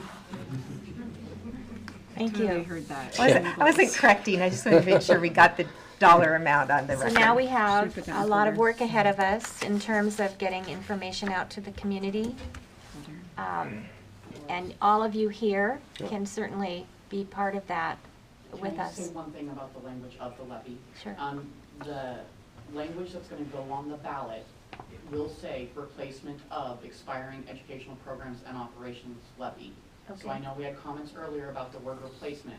The reason that the word replacement is in there, and anybody who pulls up any ballot or levy from any of our surrounding districts, replacement is used when we have a levy in, like an EP&O levy. And when that levy expires, you replace the levy. It has nothing to do with the rate or the amount. Okay. If we ran a tech levy, that would not be a replacement levy because we don't have a tech levy. So I just Okay. want to make sure for the record that that is why the word replacement is And used. and for the record, the verbiage is the same. The legislature changed it used to be called a maintenance and operations levy, and they changed the title to educational programs and operations. Same thing, they just changed the name because that mattered. All right. Thank you. Thank you, Ashley. Okay, so now we have to begin our communication effort with the community. And again, I would appreciate it if all of you from this meeting could start the conversation with your neighbors and friends and let them know that this is where we're going and we need this and we need it. Say we move on before. Board development and linkage. Do you have an update? Yes, we do. We will start with the budget status report. Okay, so we'll start with our other funds. I've been talking for a little while about doing that $1 million transfer. It was official as of January 16th, and so you're going to see that reflected here. The capital projects fund went from 1.6 million up to 2.638 million, and that $1 million transfer was we moved forest money over into the capital projects fund in order to pay for a roof replacement at Sand Hill that will begin this summer, and to pay for the portable for the early kindergarten program. Both of those projects have gone out. The portable's currently, well, technically it's finished being constructed, so we should have delivery hopefully soon when we have a permit. And those funds cannot be used for general fund. No, they cannot be used for general fund. The only place that I could transfer them was into capital projects, and we had a roof that is requiring maintenance due to leaks, and so this was the best way to help out the general fund by not having to have the general fund pay for leak Right. fixes. No, I just want to clarify that Yeah. we have 2.6 million in capital projects, but that's Just a capital. different Yep. funding source. So debt service dropped then down to $1,091,000. One of the things that I do want to point out is this district did make a motion last year to lower our debt service levy collection amount because we took into account that we didn't want the taxpayers paying a higher amount when it was not necessary to pay for our debt for that coming year. So we did lower it 37 cents last year. So And that was on the bond collection. Yep, on the bond, yeah, so when it gets put into the debt service side, they still consider it a levy, and that's how I certify it every year. But the collection that started as of January is at a lower rate. ASB is currently at $429,000, and Transportation Vehicle Fund, we received a check from the insurance company to pay for our total bus, so it jumped to $176,039. Enrollment for February, with the increase of the early kindergarten program here at the school district, we have 17 young students in that program. And so as of January and now February, we can start counting those students as part of our school district FTE. So we saw a jump there by 17. I believe we're adding 2 more students sometime before March count as well into that program, so we'll see that increase a bit as well. So is it full? Is the program full now? Yeah, it was. So we have that state mandate of 17-1 for kindergarten through 3rd grade. Early kindergarten, this program is considered kindergarten, and so we're required to meet the same requirements. Technically, right now in K3, we only have an average class size of 15, which is really, really good. Wow. And so we were able to turn around and take 2 other kids that were sitting on a waiting list for this program and be able to include them in the program as well. Awesome. So is this where we're putting the portable down there? Yep. To add another class? Well, actually, to be able to put our class in the portable, okay. rather than right now, we've placed them in a temporary home. We rearranged and cleaned up the museum room on the Beller property to use because the portable couldn't be ready in time for a variety of reasons. Yeah, the portable will have 2 classroom spaces though, so one of them we know is going to be the early kindergarten class, and then the other one is could potentially someday be another early kindergarten class or additional preschool. We have a lot of needs in our early learning programs. Okay, so that is enrollment. Now onto the dashboard.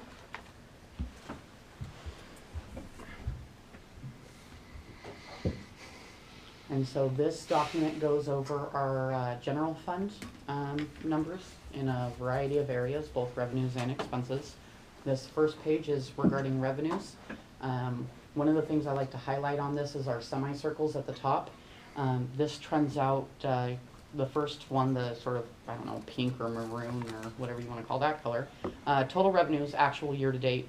So year to date, we've collected 38.72% of our budgeted revenues, but technically we should be at 40.66%. There's a lawsuit holding up our state forest money.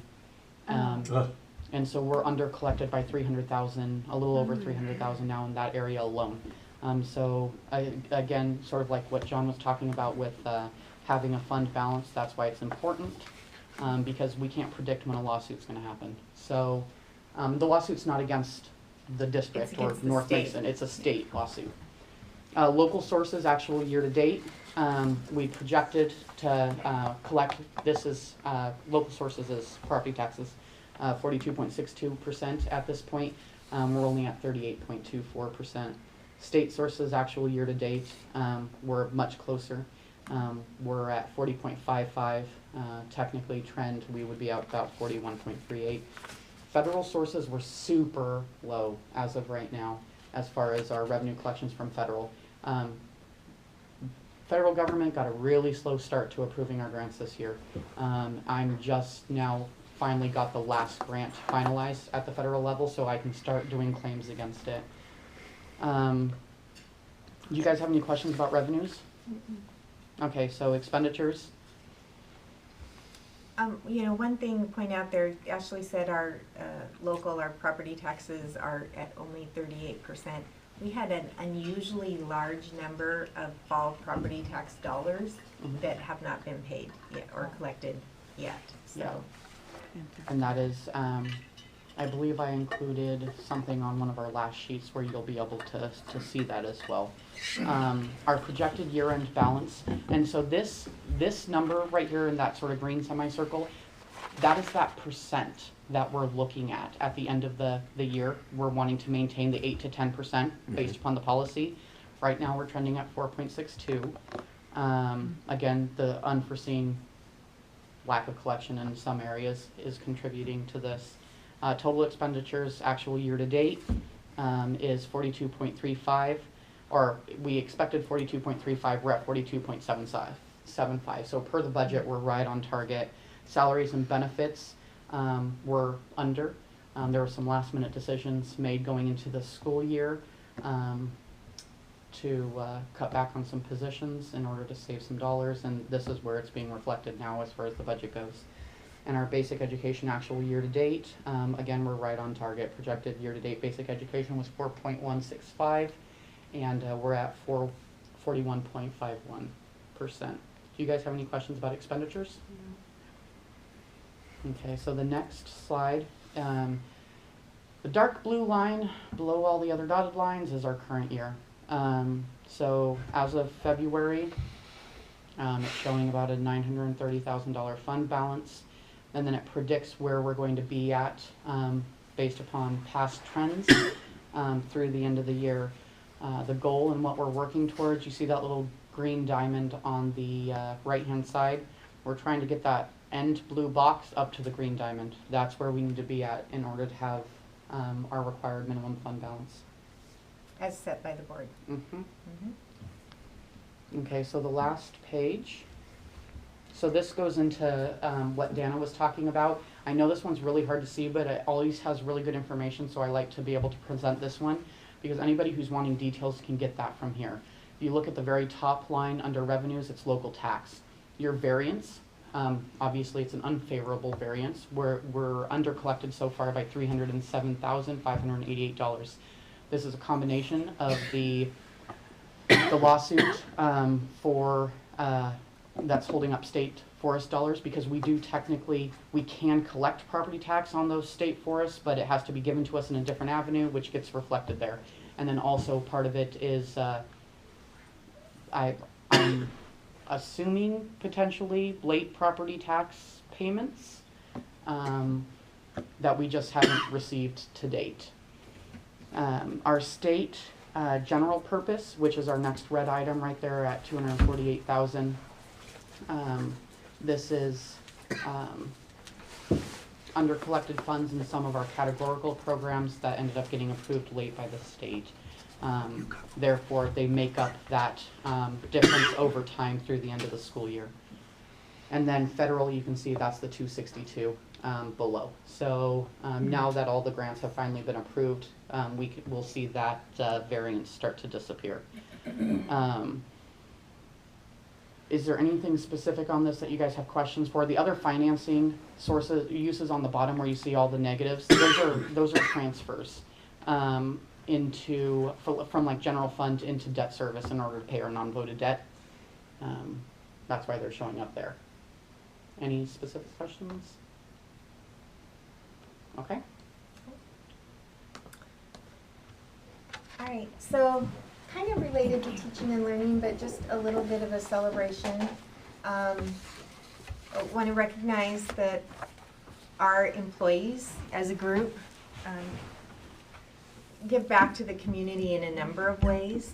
One of those ways is through our participation in the United Way campaign to support programs for our community members throughout Mason County, and just wanted to recognize that again our employee group was in the top 5 contributors in the Mason County towards the United Way funds. And this year that United Way splurged and got us a little bit fancier little recognition thing to put out there in the lobby. But I'm just want to say that, you know, it always makes my heart go like this to know that we as a group give back, and not just what we do every day for kids, but in other ways as well. So I'm very thankful that our employees feel that that's one of the important ways they can give to their community. And related to that, Mm-hmm. it just dovetails, is a sizable percentage of the teachers and staff in the school district also, in addition, donate to the North Mason Scholarship Foundation as a payroll deduction. That's the only group that does. We don't have any other employers that do that. But, it's to the tune, well, it's quite about, and that's for scholarships. So, kudos Very to cool. them. All right. Yeah, so, you know, we have a lot of very exciting things going on. Among those are at our school, elementary schools, our teachers and kids are continuing to get familiar with and dig into the new literacy curriculum, and it's got challenges. It's all a new way to approach things, but good work is happening. Kids are finding new ways to learn how to read and write, and so we're very excited about the work that our teachers continue to do there, and teaching and learning. We are always consistently evaluating our efforts in multi-tiered systems of support for all of the kids' needs across the district, behavioral, social, emotional, and academic. Beth and Lisa have been leading some really good work on how do we measure that academic success, and how do we report on that, and how do we know what's going on for our kids in our classrooms that's consistent from across grade levels and across buildings, so that the conversations that we're having make sense to one another and help us move kids forward. So I think that some really great work is happening as we continue to build that consistent system of supporting kids, not just in behavior and social emotional, and we've got a really good start there, but we think a long ways to go, but also in academic as well. Capital projects, so we have lots of, the stadium is almost done, including the scoreboard. We have an electrical inspection that needs to happen on both the scoreboard and the control booth, where the coaches and press box, thank you, sit during the game, and then they will be able to complete that project. So that's very exciting. We did, get earlier this week, do a bid opening for the softball project. We did hand carry that. We were going to ask you to add that to the agenda, and we didn't do it. So I will have to ask you about setting a special meeting just to approve the bids so that work can go forward.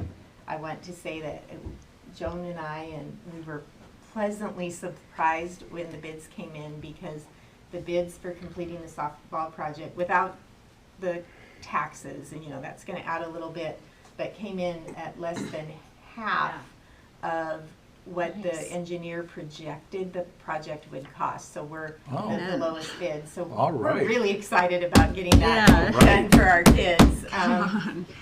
And so that's very exciting, but we didn't get that on the agenda tonight because it came in so late. So I will ask when we get to that point of the evening if we can set a You just special need three meeting. of us. We just need a Okay. quorum of 3 to approve it. Okay. So I think that's what I've got. What about your budget guidelines? Oh, did we skip over that? Yeah. Yes, we did. My Sorry. fault. My fault. That's okay. Let's pull that up. So every year we present to the board a set of guidelines for making our decisions about how we're going to budget for the following year. And this year the document looks a little bit different because we always present it to the board about this time of year. And one of the things on the second page where we discuss levy collections and stuff. So my current budget planning documents that it can only count on the levy dollars we know we're going to collect. So that's only the first half of levy collection for 2020-21 next year, the dollars that have already been approved. So as we build this, that means a couple things. So that's the most significant change in this document from what you usually see. And then on the third page on section 4.0, where it talks about general fund expenditures, there's very clear language that will start with the state-funded levels, the prototypical model, and make any other, and contractual obligations. So that's our minimum that we can budget for staffing, and then we build on that with available dollars. So that is a little bit more significant this year, right now, than in current years. What this means is that as we're building budgets right now, because you just approved a potential second levy, we're going to be building 2 budgets for next year. We will have to build a budget based on no 2021 collection, and we will have to build a budget based on the potential 2021 collection. The reason that we have to do that is the levy election is on April 28th. Some of our contractual obligations to talk to staff about if their jobs are impacted for next year happen immediately after that. So there are steps that have to happen for us to be able to identify positions that would be cut in the case of a large cut, particularly like with no levy of almost $4 million. So in order to do that, we have to plan backward from that May 15th, which is the drop dead date of having that information to staff and having those conversations. So we will be taking steps in March and April to prepare for that worst case scenario as well as for the better case scenario. So that's where this document is built on and needs to be for budget planning purposes on what we know right now about what we're planning for next year's budget. So Ashley and I and the cabinet and the administrators, and in conversation with the bargaining unit leadership, will be building parallel budgets based on 2 different scenarios for total dollars for next year. Should we talk about revisiting the board policy of an 8 to 10% fund balance?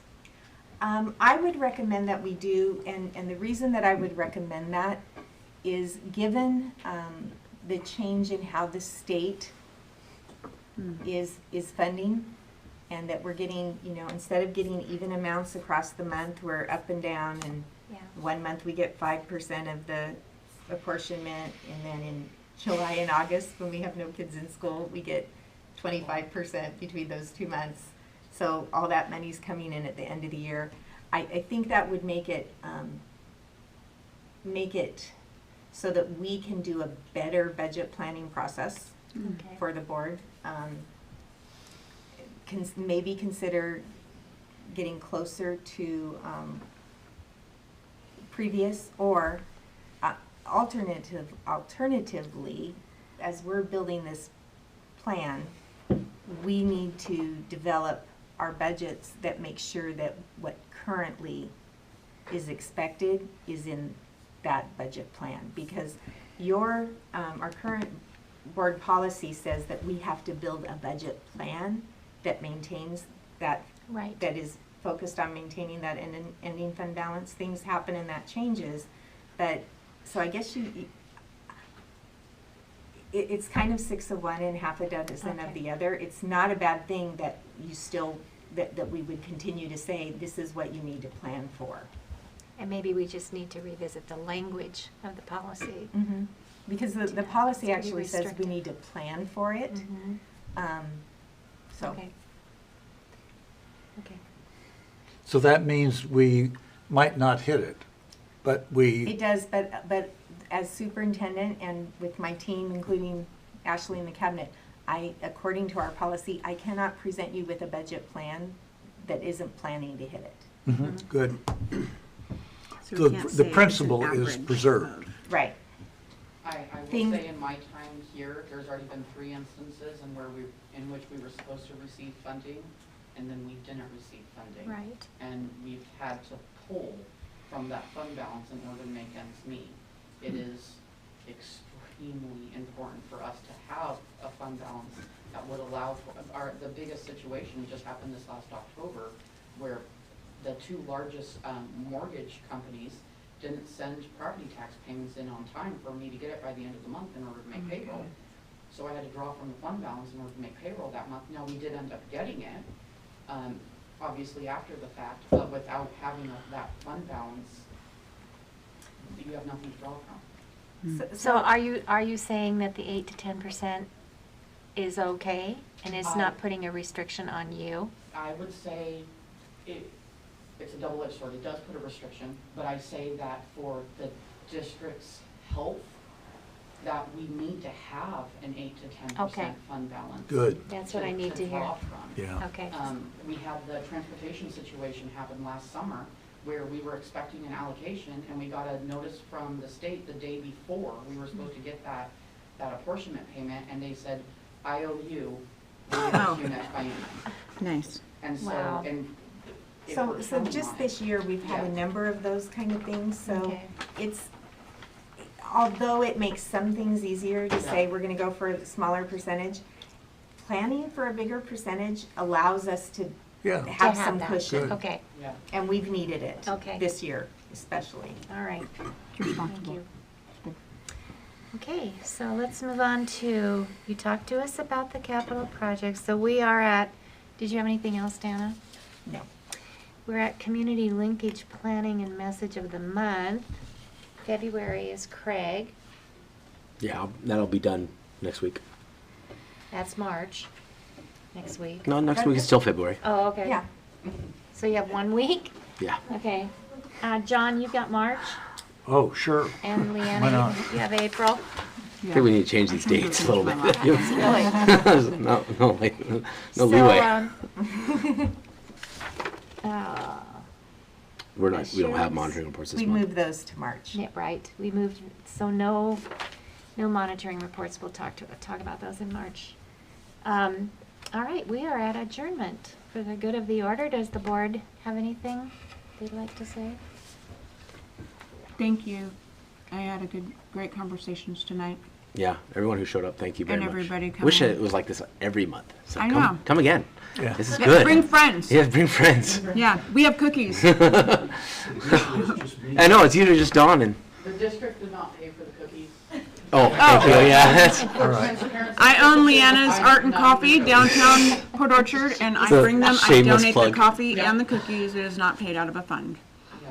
Yeah, and if anybody wants to donate cookies, you know, they have to be real cookies and nothing added to it, you know, I mean, yeah. Somebody had mentioned it on the way out, never mind. Yeah. Go ahead, John. I think we all contributed, like, to all my colleagues, I think we all contributed to the discussion, and I particularly, Art, appreciate you for countering the first John Campbell, who's obviously a fraud. First John Campbell. And Nice. I really think Laura gave him your two. observation about the crucial thing with the second amount was a crucial observation, and I think it really turned our debate around. I think that was important. And I have to say, for the community, I was really pleased with the civility of everyone's conduct today. It's no secret that I used to teach communications at the University of Washington, and one of the most difficult things about the entire subject is to create a circumstance in which reasonable communication is even possible. And I think this community made that decision this evening, that we are going to maintain a circumstance in which it is possible for us to speak to one another and speak to one another civilly across differences. And that had an important impact on my decision to support Art's version of the levy, because it rests on an assessment of where the community was. And I think this meeting this evening demonstrated that. So I think that we all did well. Thanks, Art. You're welcome. Thanks, John. Do you have anything? Thank you for this opportunity. One, it's really interesting to be able to see all of this and try to understand everything, even though a lot of it goes over my head. But I just wanted to thank you for the opportunity. You're welcome. That's I'm honest. glad you're Thank you here. for that. You're really why we're here. Thank you. I'm going to add public comments if anybody would like to say anything more. It's not on the agenda, but I'm stepping outside of it for just a moment. If any of you have anything you'd like to say. You can't talk.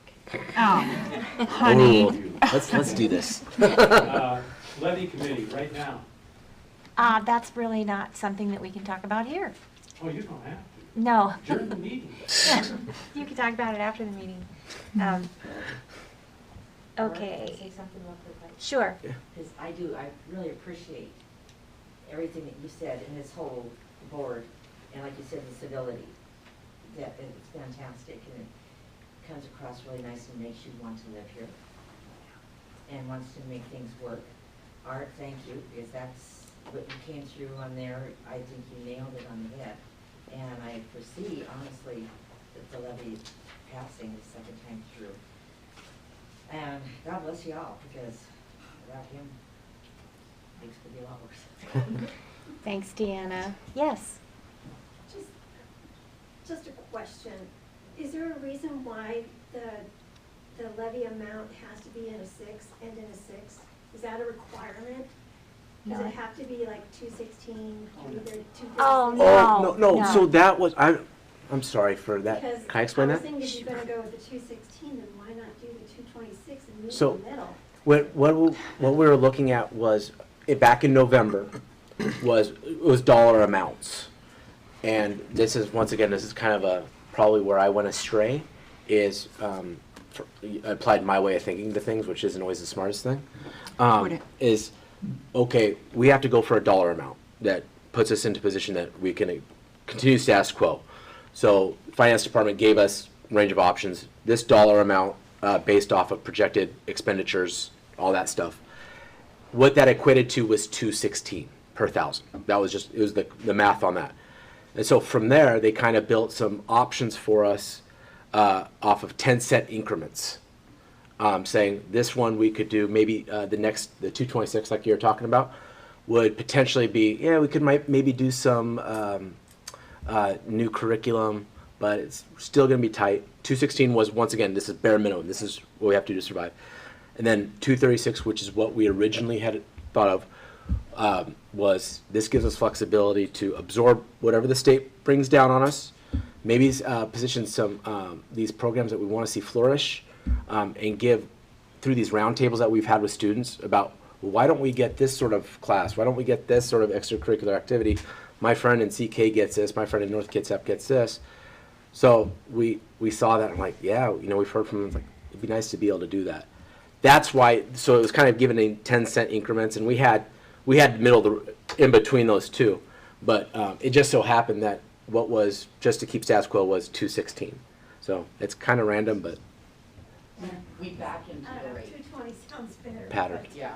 That's just We've me. also had that, was gonna be a flat rate or Yeah. Oh, and that was the escalator portion that you've heard referred to, was we were going to try to keep it at there instead of, which obviously was not popular at all. Does that explain it? Is that okay? I'm just kind of wondering why it was a 6. It's just It a was fluke. 6 because the previous 2 times that we ran a levy, when we figured out that dollar amount, the dollars per thousand for the first year of that levy were 236. So it was a number that developed over time. Okay, if there's nothing else, the board self-assessment is Director Campbell. As you folks know, we are governed by a system called policy governance, in which we hold one another accountable as we hold the superintendent accountable. That's why we review policies at each meeting. And so we also review ourselves about our own conduct. And I would say we have a number of things. The agenda was well planned. Work was conducted in an atmosphere of trust and openness. Meeting participants treated one another with respect and courtesy. I say we're satisfactory on all of that.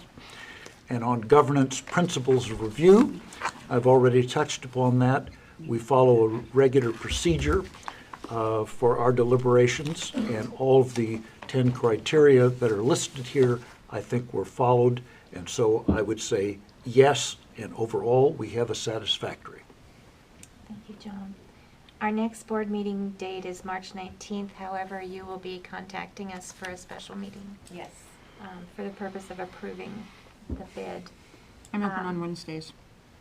Sorry, if you need me. We will adjourn into executive session for the purpose of our superintendent's mid-year evaluation, which should not last longer than 30 minutes. And we'll convene that executive session in about 5 minutes. Thank you all for coming.